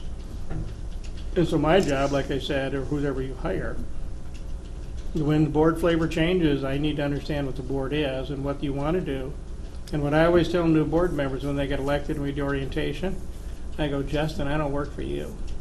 I work for all of you. So never put me in a situation where you put me in the middle between you and Scott. That's your job. I will get you information, I will give you advice, but don't put me in the middle of board politics. Right. Because my job is to administer the majority of the board. Right. And some people in my profession don't see it that way, and that's the person I don't think you want. Right. There's people out there that think they know better than you do about the direction of the county, about your policies, about your whatever. And like I said, I've enjoyed our county for years on our board, and I've I've gone through, I don't know how many board members with the same attitude is, whatever you guys decide, I do. But I work for the majority, not the individual. Mhm. And like I said, I've been long enough in the tooth that I can say these things now. So, Real quick, Craig, and then Teresa and Fred, if you guys have questions, chime in. But you had mentioned, you had talked about when you guys were building the jail and stuff. We've got kind of a similar issue going on with the new highway department building that we've been kind of struggling to kind of get traction and get direction. One of our department heads came in a couple weeks ago and had mentioned about, one of the other advantages of having that upper management, professional management position is helping getting things across the finish line, was the term used. I guess, do you see that, when trying to get a big project like that through, the way we have it with 5 board members and all that? I mean, we have a hard time getting that through. I mean, is that something where having that administrator type environment would help, or do you Yeah. think it's not really a big issue? Or I would suggest it would help in that area, like in our jail project that helped. If it would have been simply left up to the sheriff Mhm. and attorney and people like that who were gung-ho for it, it didn't help them, it wouldn't help the board. Sure. Because we're more independent, and like the same thing with the engineer. The engineer should be providing you support, but also some technical assistance on what the needs of the county are, and also how you want to design it and lay it out, and where should it be. Things like that, more the technical stuff. But then once, the board has to be the champion of the project. The engineer has to support you in that and can go out with you arm in arm. But I don't think you want the engineer being out there by him or herself, is what you need. I don't know if that answers your question. Or yeah, not. I guess that was more. I guess I should have stated it differently. Was how would the administrator help us get that across the finish line? Is what I was trying to say. But It's you been on the answered line what I was for kind of. 20-some years. Yeah, it's been a Well, long the time. administrator should know what you want to do. And what the administrator would also do is kind of separate the wheat from the chaff, or whatever that saying is. Mhm. Because sometimes, for example, our engineer, we adopted the local option sales tax. Our engineer was gung-ho on it. But when he came in, we asked him, in his opinion, with the understanding that engineers like to build stuff at the highest level, what's our deficiency? Then I come in and say, well, even though it says 6.5 million, it's probably more like 5 million. Because when my eyes and ears for you guys say, well, do you really need every road to be 10 ton? Or do you only need your main arteries to be 10 ton? The same thing with a highway building. Your administrator kind of helps you make sense of what you're trying to do, and then helps you sell it. So they're kind of your eyes and ears over the engineer, and then also helps you know what you want to do, and then also helps you go out to the public as need be and get their support and stuff, and can be that lead voice for you as one voice. Where if you guys go out as 5 of you individually, are you all going to say the same thing? Right. And if you don't say the same thing, then your public kind of goes, well, you guys don't know what the heck you're doing. And so having an administrator or coordinator to be that media liaison, or that main speaking voice for the board, it's your point person, gives you a consistent message for the public, so that way you don't get hung up on that, a la Steele County. Steele County had a lot of turnover. Part of it was, in your position, a lot of it was the Taj Mahal Highway Department. Right. It was probably over-designed, overbuilt, over-planned. Where a good administrator would probably bring a little more sense to it, a little more reasonableness, and say, well, does the county engineer need a private bathroom? No. Different things like that. Kind of makes you a little more budget conscious and stuff. So, but it helps you identify who do you need to help sell it to, so to speak, to get support in the community. Sure. And make reason to the project. Because in our positions, we're not supposed to have a dog in the fight, so to speak. I'm not there because I'm the county engineer. I'm not there because I'm the human service director. I'm here for you guys. And whatever you all want to do is what I do. And when you don't have that, you don't have long-term consistency in your county.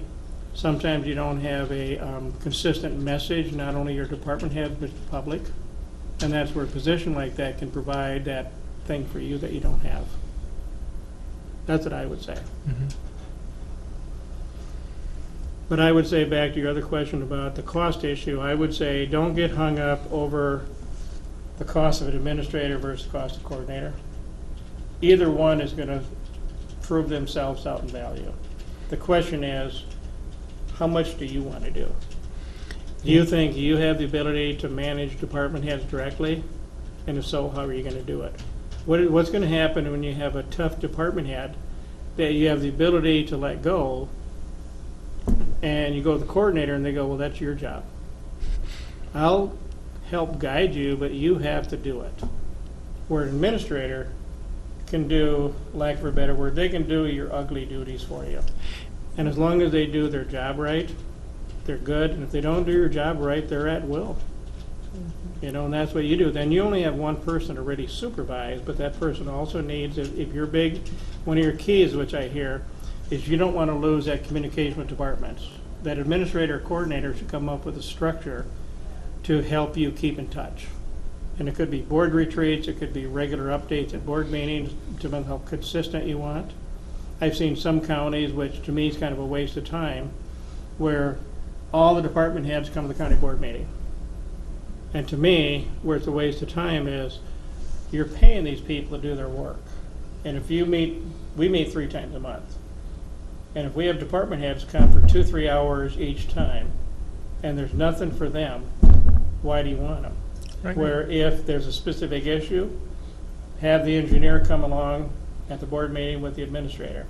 A good administrator is not going to present an issue that involves a department without that department head being involved and being at the board meeting. And that's when you can, you know, ask the human service director, well, what do you think about this new program or whatever. And that's what I hear from Scott, and maybe it echoes with the other ones, is you don't want to lose the contact with the departments or the programs they do. Right. I'm probably just making it worse for you. No, it's Now, good. what I think I'm hearing is that the key to the whole thing is probably the job description. Yes. And where, besides AMC, can we go to get some ideas on what we might want for a job description? I mean, we don't know yet really whether we want, at least we haven't talked about it. We don't. I'm assuming we just don't know whether we're looking at a coordinator position or an administrator position. But really, to me, what we need to do is figure out a job description, and then, okay, now, does this apply to a coordinator more than an administrator, or where are we really? Yeah. Okay. And what I would say is that's your discussion. Yeah. And really, your discussion should not be focused on this. Because if you take a coordinator job description and give them authority to supervise, if you make it just like an administrator, that's what your pay is going to come out at. And if it walks like a duck and talks like a duck, it is a duck. So if you put all these duties on as a coordinator and don't call them an administrator, you're still going to pay the same. But I think where the key for you guys is, do you think you have the ability and time and desire to directly supervise department heads as a board, or do you want someone to do that for you? I It think that's doesn't the work biggest- because you wind up with 5 different people supervising, and And that's what I would that's say, an Brad. absolute zoo. We know that. And that's the big key. So if you want to say, I want to entrust that to one person, and if they don't do their job, they're getting the boot. You know, they're going to do what we want, and they're going to supervise the way we want, blah, blah, blah. That's the biggest issue on creating the job description. Once you do that, the rest of it's pretty simple. In that, what you're saying, that the ability to do that, it falls on the shoulders of an administrator more than a coordinator? Generally, that's what, you know, Okay. if you're going to have the person supervise department heads directly, and they can't supervise elected officials. Right. And if you're going to have that position be responsible for final authority on termination of all employees except elected officials, you're really talking about administrator. And see, we got into that already, where it was difficult when how do you bring somebody into an open board meeting, like you said, and say, oh, by the way, you're terminated? I mean, we've already been down that road where it's like, oh, this is not good. And a good administrator is going to make sure you guys have some background. So all of a sudden, you're not going to hire, or so you're not going to fire the county engineer, and all of a sudden, the next day, you read about it in the paper, and the media calls you and says, what's going on? You're going to know ahead of time. Right. That's things like that. But when it comes, like the way I work it out, when it comes to what you might say line level positions that we let go through probation and things like that, the board doesn't even get involved or didn't even get apprised of that. But if it's a key position, we normally give the board a heads up. I know years ago, a board member, when we went to terminate a key position, the board said, well, we should have a discussion about it. And I said, no. This is my decision. If you don't like it, get rid of me. Here's why we're doing it. And we did this, this, and this, so we got all our T's crossed and our I's dotted, and this person has to go. And they go, okay, thanks for the update. And I think that's just a respectful relationship between the administrator and the board. You know, we never want, a good one never wants you guys to have a surprise. Now, you might get surprises still, but the goal should be Fred don't get a surprise and find out what the heck's going on. I'm getting all these phone calls. And didn't have a clue, because it doesn't help you in your position as commissioner. I'm not saying you'll get those phone calls now, but No, I'm never happens. just picking on you because I'm looking at you. Craig, what about you, budget? You'd mentioned budget. As of right now, we usually have our finance director comes in, and then each department head comes in, kind of says, this is what we want next year, and here's why. And then the board kind of has discussion with the, finance director, and, it takes us 4 months to whittle it down, whatever. How does that work with an upper management position? How do you do budgeting? How would we handle that? You know, ideally, the best way to do a budget under administrator model is the board has a discussion pretty much, and you could do it in open session. Kind of what your goals and objectives for the next budget year. Normally, you guys are focused on the levy, not so much a budget. And then you tell the administrator to work for the finance director and the department heads to bring in a budget like that. And then they will come in and give you sufficient detail of what is in the proposed budget, and they'll make a recommendation to you that these are the things we should budget, and are we still within your budget goals? Instead of, we're in our county, since we don't have an administrator, me and the finance director are the staff people for the finance committee, and we sit through weeks of meetings with department heads, and the board sees things like their telephone budget and different things like that, where we've done a lot of things through policy now, and that's a better way to manage. And if you look at like a bigger county, that's what the administrator does, is work with the department heads, bring to the budget with enough detail so you guys know how many new positions are being created and why. Are there any new programs out there? What road projects are being proposed by the engineer? How are you coming in? If your levy goal is 4%, are we within our levy goal? Things like that. And bring the big picture to you guys. You start out with a big picture. The administrator is supposed to bring it back with big picture detail. Instead of you guys sitting there for weeks kind of going, they had a $600 telephone budget, they've been spending $500, should we cut it down to $525 and see what's going on? That's my job. Right. I don't know if that answers your question. Yeah. But I would say, whichever position you create, you want that person to do the budget. In some counties, the auditor still does the budget, but I would say in this position is your independent position for you guys. Like I said before, we're not supposed to have a dog in the fight. So we're your eyes and ears, and we're your person that comes in and says, well, here's your budget goals, and here's what we're doing, and here's what we can't do. And has to try to support it, recommend things to you on what you want to do.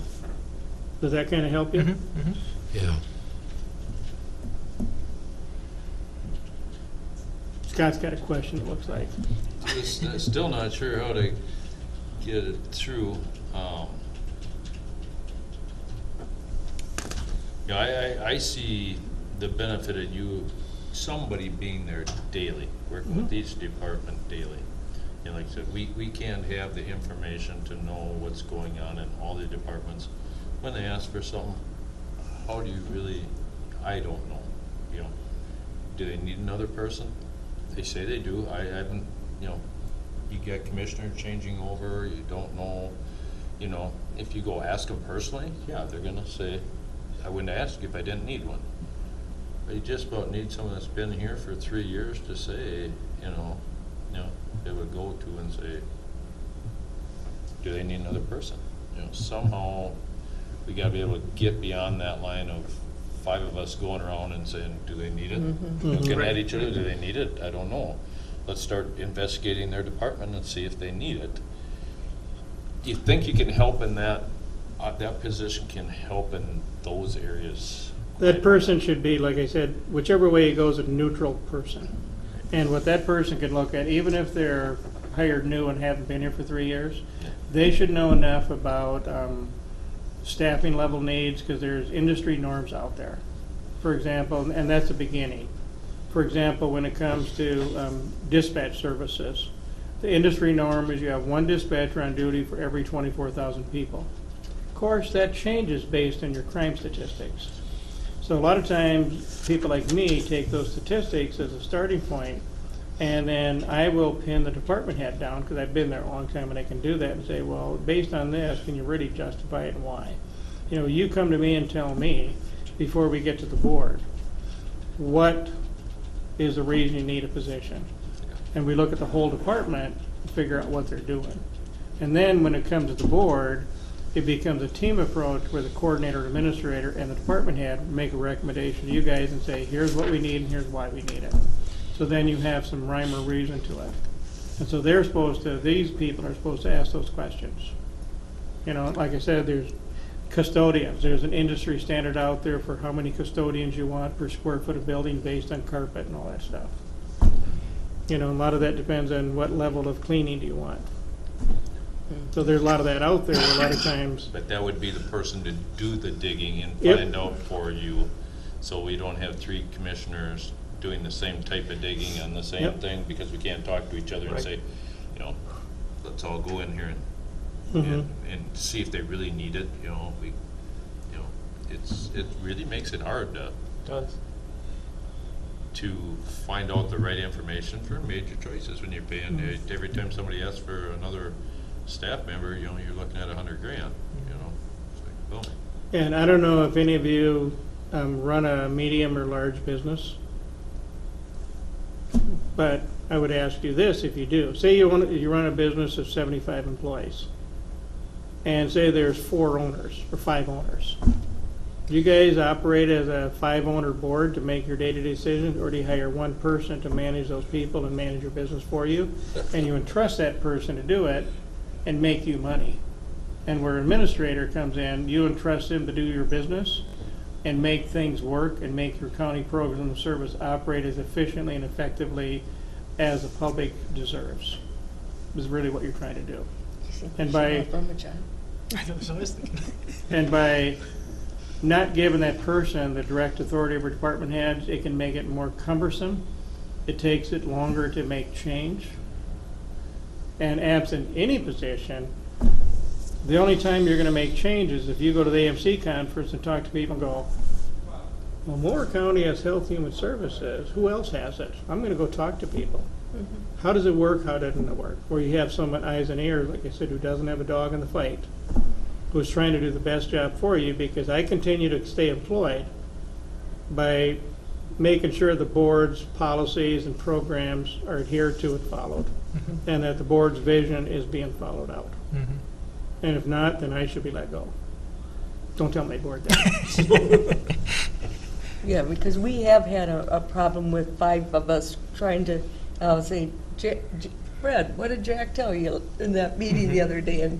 But we can't talk about it, all of us, and, you know, pretty soon I don't even know what's going on.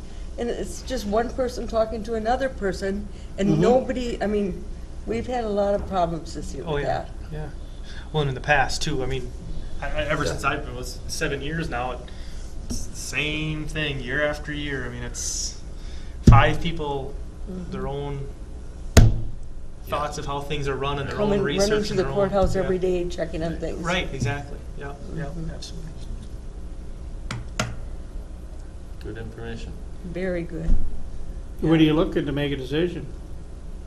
I think we're getting closer all the time. Yeah. We've just been gathering information now. Mm. But I think we agree, we do need somebody. Yeah. It's just what direction should we go? Administrator, coordinator, and you've clarified quite a bit on that line too. Yeah, and I would say, like I said, I've told my board that, and they may not agree with me because they're all different, is when I leave, they should make it administrator. And I'm short enough that it ain't gonna matter to me. Because I think that's where counties need to go today. And like I said, if you look around the state, every county that went from the traditional auditor level to this position always went to administrator. And hopefully you end up hiring the right person who has a good, respectful relationship with the board. And there's nothing wrong when an administrator comes in and makes a recommendation to pin their ears back and ask them why. Right. And over time, you're gonna learn what you're gonna wanna ask that person. Pin their ears back, and at some point, they're gonna come in and they're gonna go, great recommendation. Make your job easier, you know, and it's an evolution thing. And I think in our county, if they would've went to administrator right away, it would've been easier for me. In my early years, I mean, it was like pulling teeth with some departments. Yeah, because you were almost a peer to the, you know, Yeah. you Yeah. were a peer to Mhm. the department heads. And like I said, in our county, fortunately, I did have the ear of the board. I was close to the board. They respected me, they trusted me. But it's, when I had a difficult department, then I still had to go back to the board committee and do this and do that. When if I could have simply said, here's a board policy, you're not following it, you will follow it, or you'll be reprimanded. You will do what you need to do. I'm gonna give you a break here, but you're gonna do it. Where right now it's a little more artful. But Could you give any kind of a broad range of what you think you'd pay for an administrator? Do you, and do you have any assistant staffs at all? assistants? Yep. What I would suggest is you're probably gonna want the administrator, if you're gonna go administrator, you're probably talking 115 to 125 probably in your county would be my bet. Right around there. I'm at about Are you talking salary or salary plus benefits? salary plus. I think when you're talking Okay. budget, you're gonna budget more than that. Yeah, But I when just you- wanted to make sure. Yeah. Yeah, okay. And then, see, me, I'm probably at about 115,000 now. If I became administrator in my county, I'd probably be at 125. You know, the extra work to supervise departments, probably in my county pay scale, that's where it'd end up. So I think you're looking at that. If you went coordinator, you're still pretty talking 90,000. Just pay.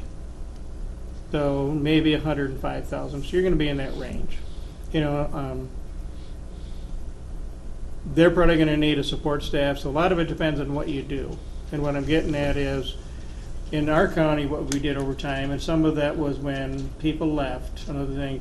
In my county, my administrative assistant also does the property insurances and those things. I have her come to the board. She assists me in union negotiations by doing the clerical support and stuff. So really, in my case, it's me and one other person. And then I directly supervise some other departments. And then I also supervise finance, and I would say, if you go coordinator role, you want the coordinator to supervise the finance department. If you go administrator role, they supervise all of it anyway. But really, when it comes to the budget, you want one person to be able to you don't want a finance director going one direction and the coordinator going a different direction. But it shouldn't be a real big staff. So now, Craig, with that, would it be a fair approach to? Okay, let's say the county says, "Yep, we're gonna hire somebody for this position." Let them come in and look at restructuring and doing things, and if they find, hey, we could do without this and this, and then get me an an assistant. You know, let them do the structure versus us thinking about, okay, we got to hire this person and hire him an administrator. An assistant. I mean, wouldn't that be kind of more of their job when they come into? It depends on what you want them to do. Okay. In other words, in my case, I'm also the clerk of the board. Yeah. In your case, the auditor is. Okay. Sure. So are you going to hire an administrator to come in to have to type their own letters and type their own board minutes? But down the road, you might want to transfer that duty when someone in the auditor's office retires. Things like that. So how we're set up between like HR, the auditor, whatever, we may not have enough people that you wouldn't need to have an assistant if they picked up some of those duties, is what you're saying? Mm-hmm. Okay. And then I suppose through time, if things change and evolve, that's their job is to.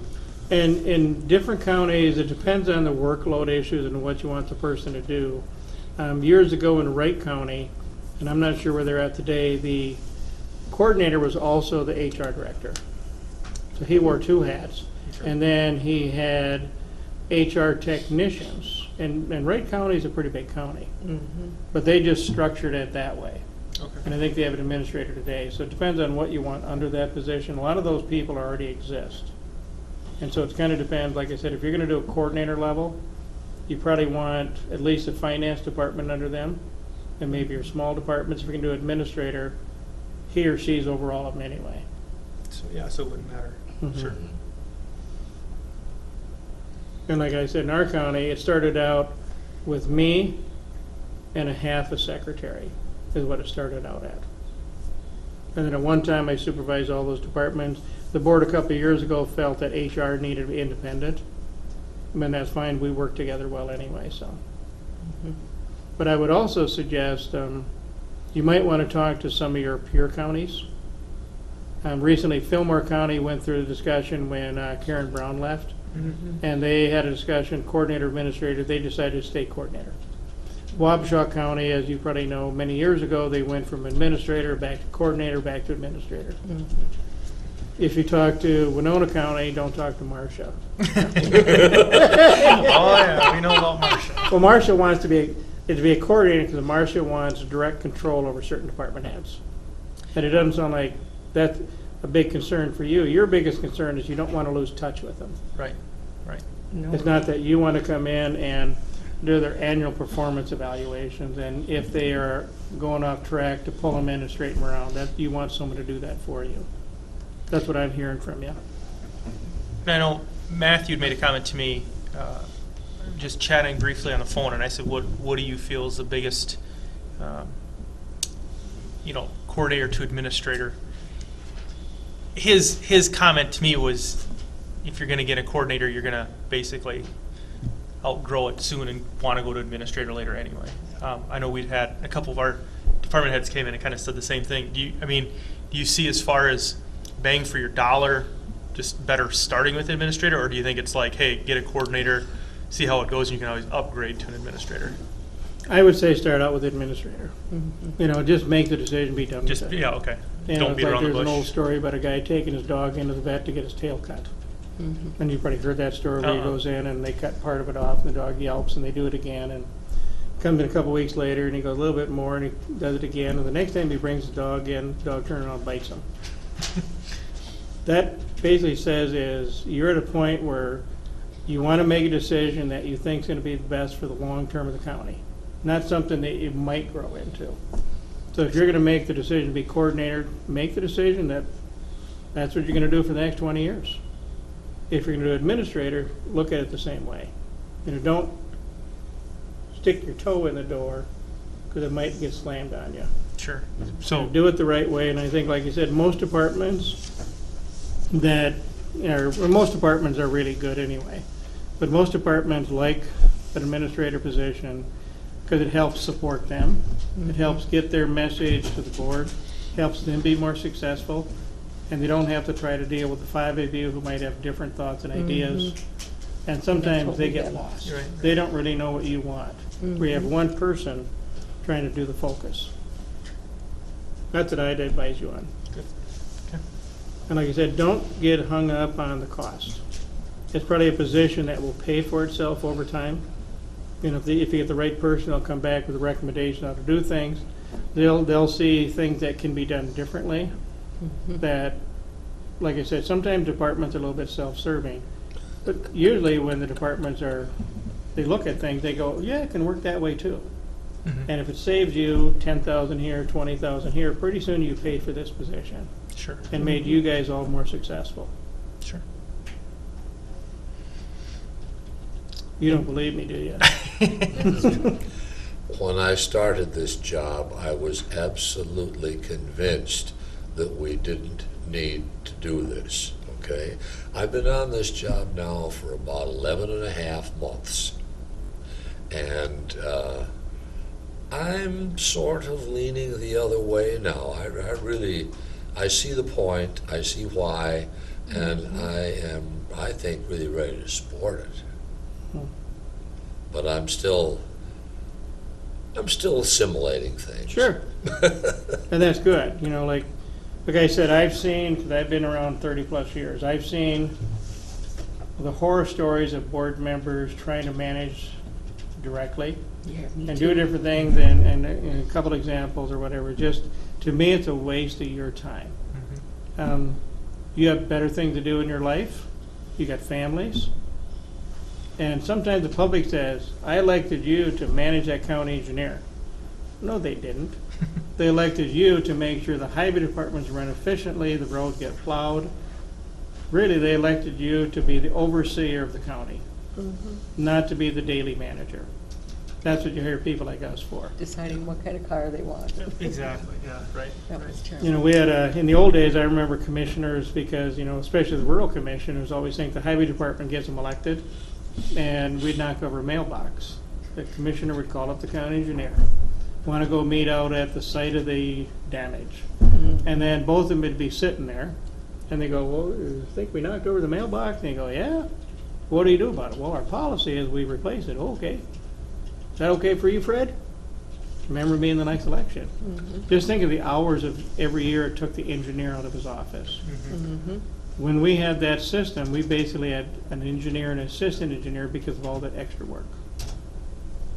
And so, if you become more of a policy board, we used to have a policy that for employee travel, anything outside our border of the county had, even though it was in the budget, had to get pre-approved at every board meeting.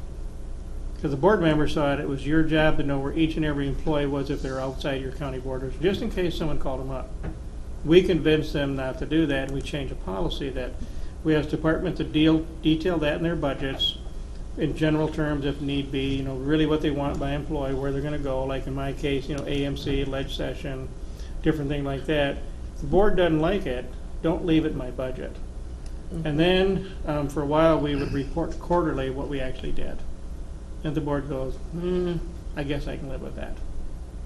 You know, and our, we took some stress off, I believe. I still have one board member that would like to sit at the negotiation table, but, you know, I've seen some horror stories on that. And by kind of keeping off to the side, you know, keeping you guys informed of what you're doing, you know, because a lot of times you get in a negotiation and say, it doesn't quite meet the goals of the board, but you guys have shook hands as two commissioners with the HR director and the union. Well, the union already knows they got 2 votes. Right. That means they're going to call one of the other 3 of you to get you on board. Where if you stay independent, you still have the ability. That's a good point. That's That's what what we're dealing with now with negotiations. I know, we shouldn't How have do 2 two people commissioners. decide? Yeah, I don't know. It's cumbersome. And there's still some things in the law, like in the open meeting law, you can do union negotiation strategy in closed session. You have to tape record it, but you can do those things if you want. Yeah. I mean, if you want to give direction to people like me in HR, we want to come in at less than 3% or less than 2.5%. We want our health insurance rates to do this.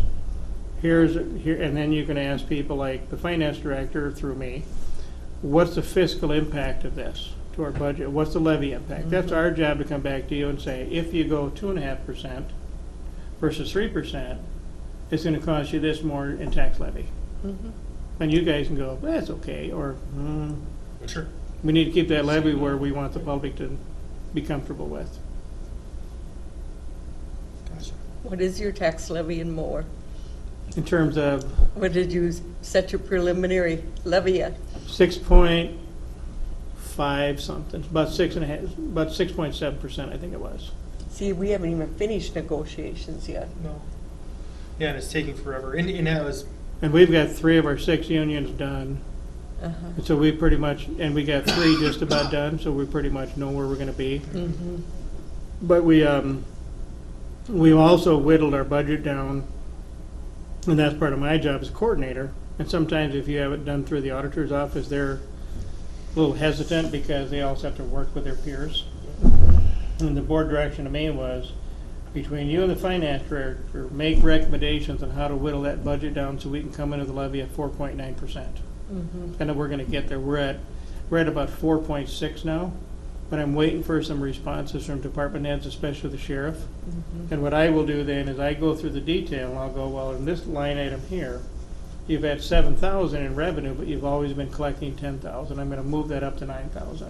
Mm-hmm. And what I found out is $500 here, $1,000 here, pretty soon that's a 1% levy shift. Mm-hmm. And it also gives the departments what they need, but doesn't give the department heads, well, you know, save some money in the budget. I think I'm gonna upgrade my computer even though I just bought one last year. Mm-hmm. And kind of make more rhyme or reason, more logic to it. I think we're gonna come in about 4.9. If we have to use a little reserves, we will. We're gonna use a lot of reserves this year for a different issue. Mm-hmm. Because of our local option sales tax and roads, is we're gonna front end some of that with our reserves. Because we're expecting to get about $1.5 million a year, With your sales tax? sales tax. Yeah. And so, what we're looking at doing, based on what we think, and that's where we come in, based on what we're guessing might happen in this economy, that prices are gonna go up. So instead of doing 1 year at a time over 10 years, if we're gonna do, we can do 4 extra years in 1 year. Mm-hmm. So we're gonna do $6 million extra road projects next year, above our normal. Mm-hmm. With the first $1.5 million paid by the local option sales tax, the second of the next 3 years paid out of our reserves. And then we're gonna use the next 3 years, and it'll probably become a rolling 3 years till the end, to replenish our fund balance. So it's a temporary use, and when we look at interest rates being low and construction prices going up, we just think we can do a little bit more for our public, a little more mile of road, things Right. like that. And then that's where people like me come in to you guys and say, He can do all here's how we that. can do things, Mm-hmm. and you got that voice to help you.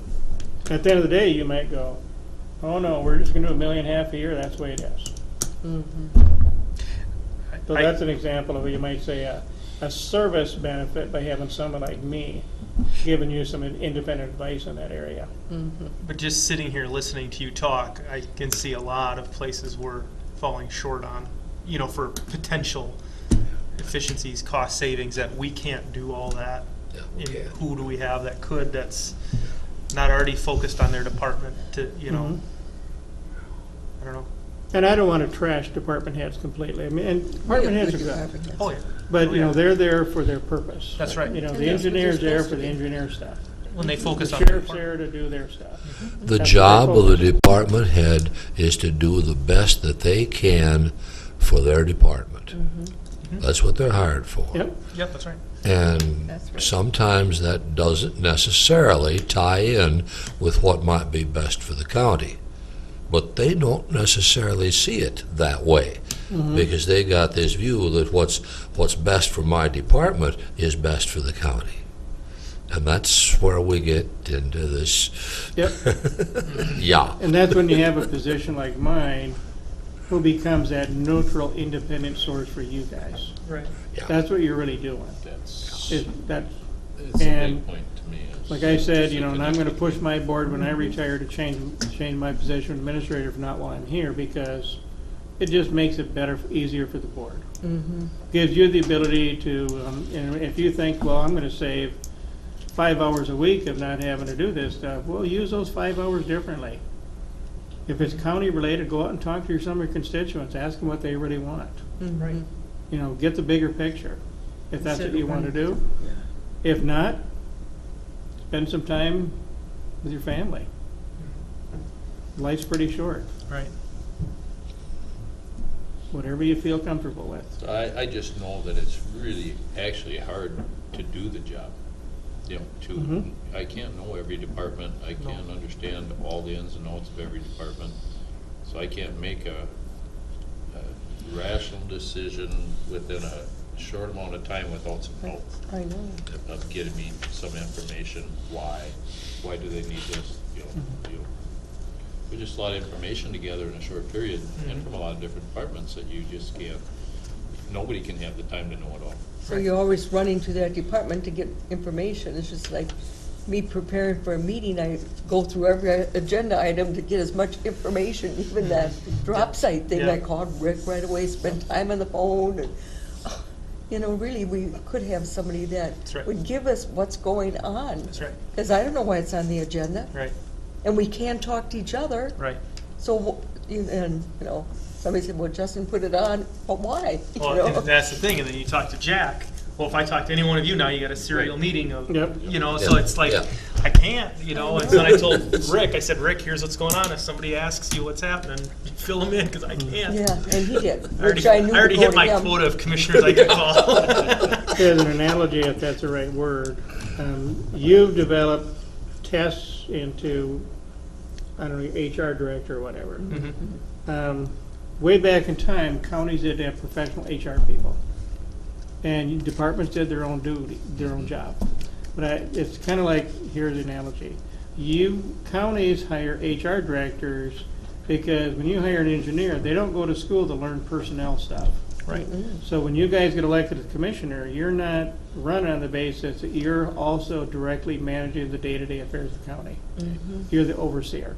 So that's kind of the thing, is you're at the point now of saying, do we need a professional manager, and what level is really where you're at. So it's similar to when you went to HR. Yeah. Similar with finance.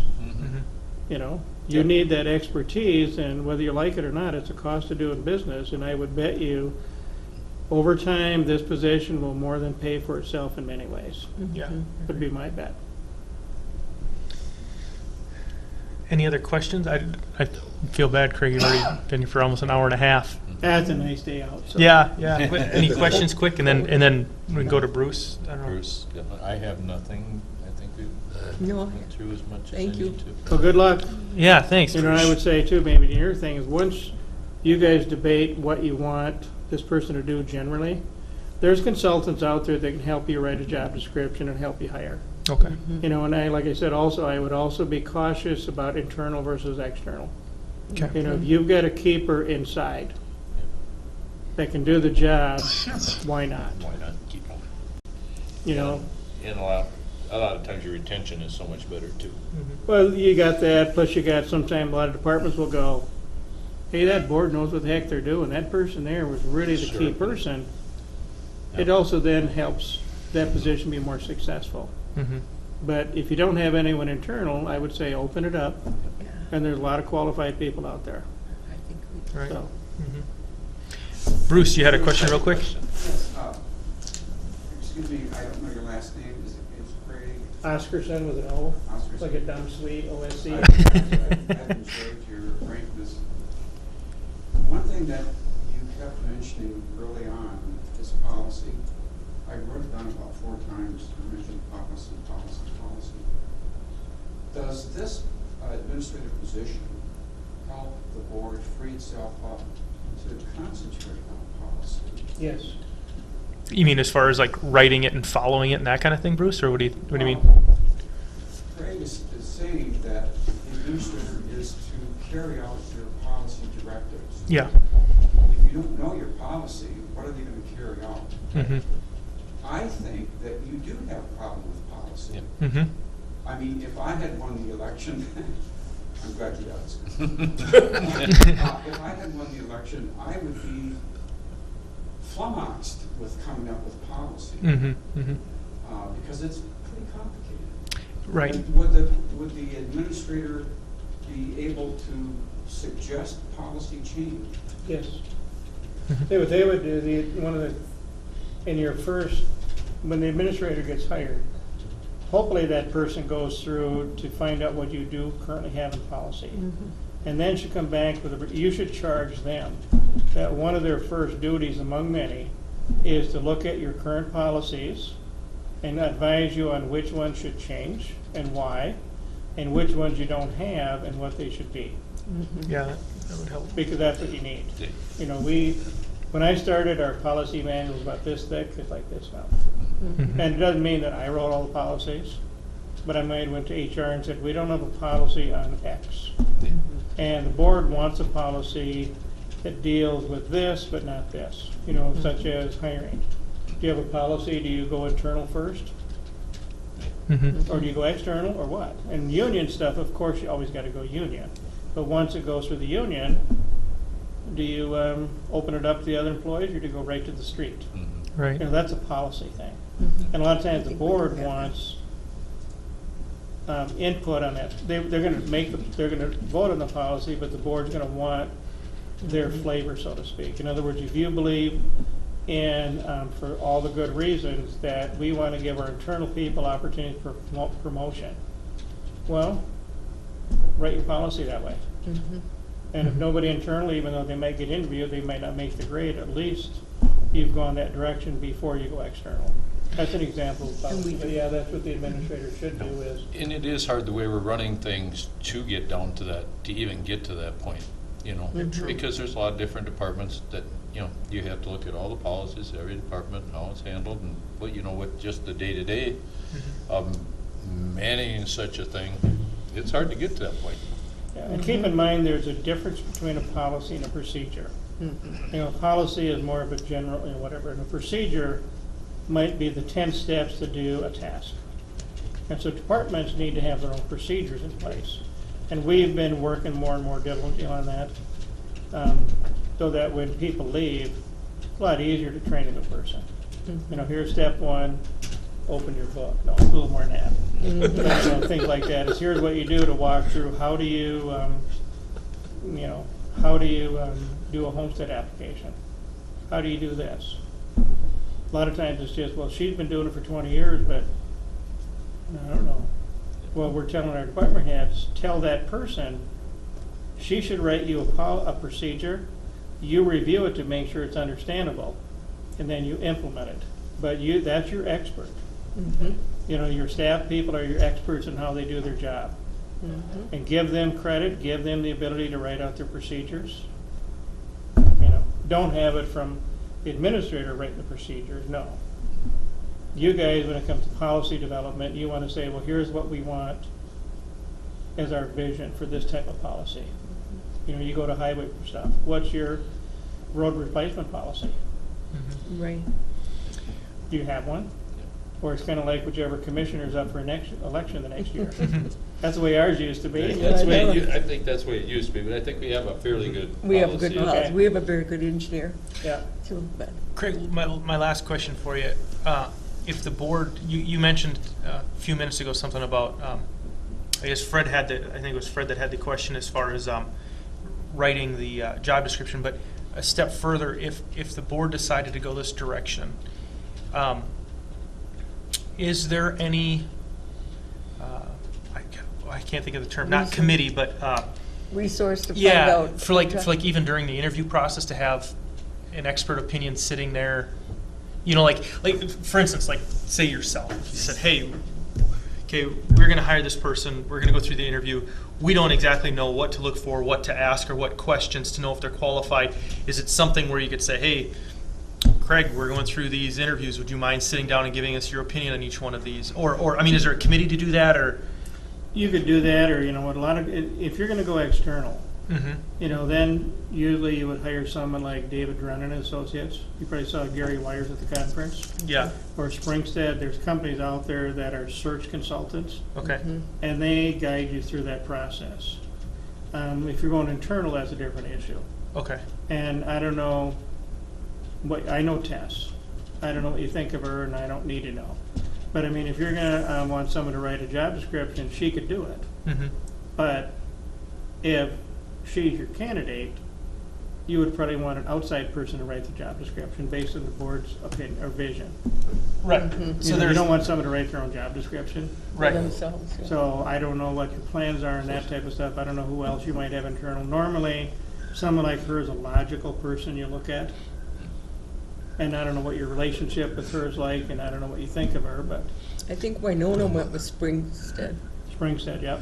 So but I mean, that option is there to help write the job description and help with interviewing candidates and that kind of stuff. Right. Because that would be my thing, is I wouldn't know what questions to ask or what would be a good response. So it's like I can ask a question, and I don't know, is that a good response? Like versus somebody like yourself that has the experience, you'd say, hey, what about this question? You know, I mean, you kind of, you've been there, done that. You're know. going to have to pay me next time. Well, Oh, absolutely, absolutely. check my, Craig, check my concept on this, but in order to determine really whether we want a coordinator or an administrator, what direction we really want to go, we almost have to have at least a preliminary job description. We don't know what we're looking for yet, really. Well, there's going to be similarities in them, and I think the big issue, and I don't know if there, you know, there's an AMC handout a little bit on this. Mm-hmm. If you've got it, I can give it to you. Yeah. Is Okay. really the big difference is the administrator will supervise your departments directly. So That's really the difference. Yeah, So basically- that's where it's at. And Yeah. if you make that decision, We have to decide whether that's basically, that's going to determine whether we which want direction. that administrative tree structured that way, or whether we want it structured this way. yeah, Yeah. So basically, Okay. that's Got the it. question we need to make, and then that'll Yep. determine. yep. Okay. Yeah, that's sort of it. And then you could bring Okay. someone in to help you I'm write there. a job description, you know, as far as what you want underneath that person. Mhm. And, you know, it was short and long term, Mhm. you know, for different things, you know, like, you know, I would say minimum, you're gonna have, if you're gonna have an administrator, they're gonna supervise departments. You know, you're also gonna want them, you know, assigned for policy development and policy administration. You're gonna probably want them to do the budget for you. Things like that are gonna be what you want. But to write the actual job description, I mean, you can actually, the way we do business normally, when we do it, we steal from other counties. And we don't plagiarize per se, but we go out and we'll Get a get copy several of of them theirs. out there that we think are good, and then we'll take them and put them together in the best one that pieces. fits us. That's Yep. what we Is do. what we do. Yep. That's a normal practice, It is. is what you do things. But a lot of times the consultant, like Gary Wires or anything in Springstead, who they'd say, okay, you're gonna have an administrator. Here's what traditionally they do, and here's what they could or couldn't do. What do you want finished in your job description? How do you want to do this? Then they'll help you recruit if you're going wide open. But like Scott, I think Scott's right. I think there's some benefit for internal if you got good people. You know, consistency, I think a lot of department heads will go. Freeborn County, for example, you saw the mess they went through. And what happened there is their administrator got picked up for DUI and quit. So they were having no one there. Their HR director that they hired was this close. She had fairly new, and the department heads had developed a letter behind her back that with the administrator support, and they were going to do a letter of no support. The recorder wrote the letter, but the administrator left.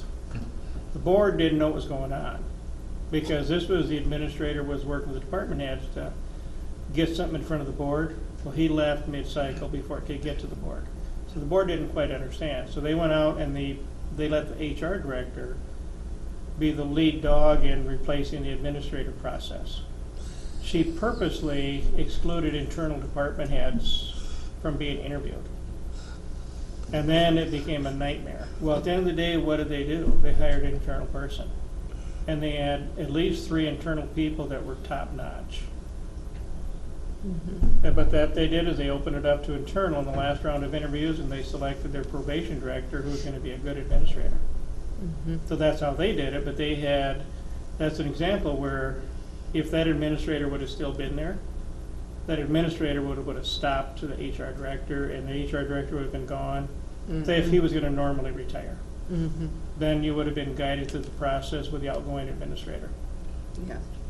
So maybe you don't know the story, but you do now. You hear him at the AMC.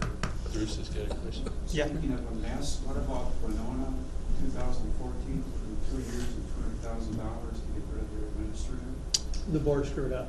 Yeah. Yeah, The- we I do. mean, I just read about it. I don't know ins and outs or anything, but it just Yeah, the Red light in my eyes. Some of their board members, without naming names, wanted their pound of flesh. The administrator, a lot of times what you'll find out with administrator, and I think you'll find the same thing with the coordinator, you'll end up with an employment contract. That traditionally nowadays.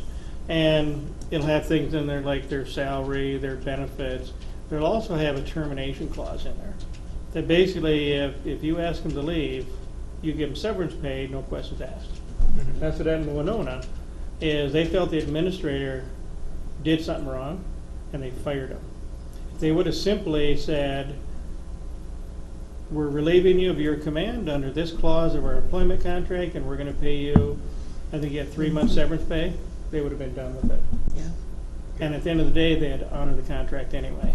Right, right. And so your employment contract will dictate how those people leave. And there's a reason for that, to be frank. Because a lot of times, administrators know stuff that you may not want the public to know. It's the way you do business. You know, you talk about serial meetings, I'll guarantee you guys still do them in some ways. We all do. You know, you might be at the AMC conference and there might be 3 of you get together and talk about something. Well, is that an open meeting law violation? Technically, but if you didn't make a decision. So there's a lot of things that you guys need to do, and there's ways to do them. But most administrators know there's, well, you might say honor among thieves. We will leave if we're asked to. And if you just honor your contract, and that guy in Winona County, he would have did that too. If they would have just said, his lawsuit was they weren't honoring his contract and they were trying to drag his name through the mud. And if they would have simply said, instead of launching into this big investigation, they would have just said, it's time for a change of leadership. Teresa, we're going to invoke this section of the policy or contract. Good luck on your future. End of day, they would have been done, it would have been all over with. Yeah, cut and dry. And Yep, cut and dried. And usually part of that severance package is that you can't sue. Yep. Yeah, that's true too, yeah. Usually. So when you get to that point, you're going to want someone to write that contract for you. You know, you can find other ones that are out there, same way in job descriptions, and figure out what fits you. You know, that's how you do it. The people in my profession, if we know we're not wanted, we're willing to leave. And a lot of times what happens is, there's like school superintendents and people like that, they know if they take one for you guys, another board down the road is going to say, well, that person's a team player. I think that person could fit here at this point.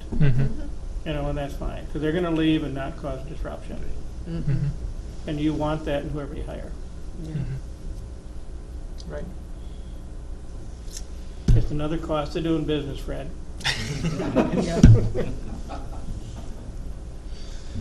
That's the way it works. Anything else? Otherwise, I'm enjoying the Are trip. you ready and- for a motion for adjournment? Well, I tell you what, just, Like to think. yeah, first, appreciate it, Craig, thank you. I know this was above and beyond what you needed to do, and you have other things that you could be doing, and it's a great help for us to be here. Really appreciate it. Craig, from the understanding with Matt Hilgarth and stuff, he was going to arrange it, and Craig was doing this on his own, out of his own goodness to come and help explain this to the board. With that being said, I guess I would like to officially at least ask the board your opinion. I would like to compensate Craig a little bit for mileage and time from Austin to get here. I know it's not exactly the shortest trip.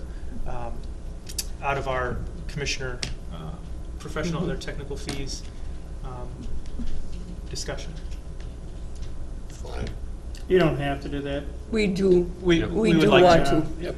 I support the profession and I support county government, that's why I did it. I would make a motion Okay.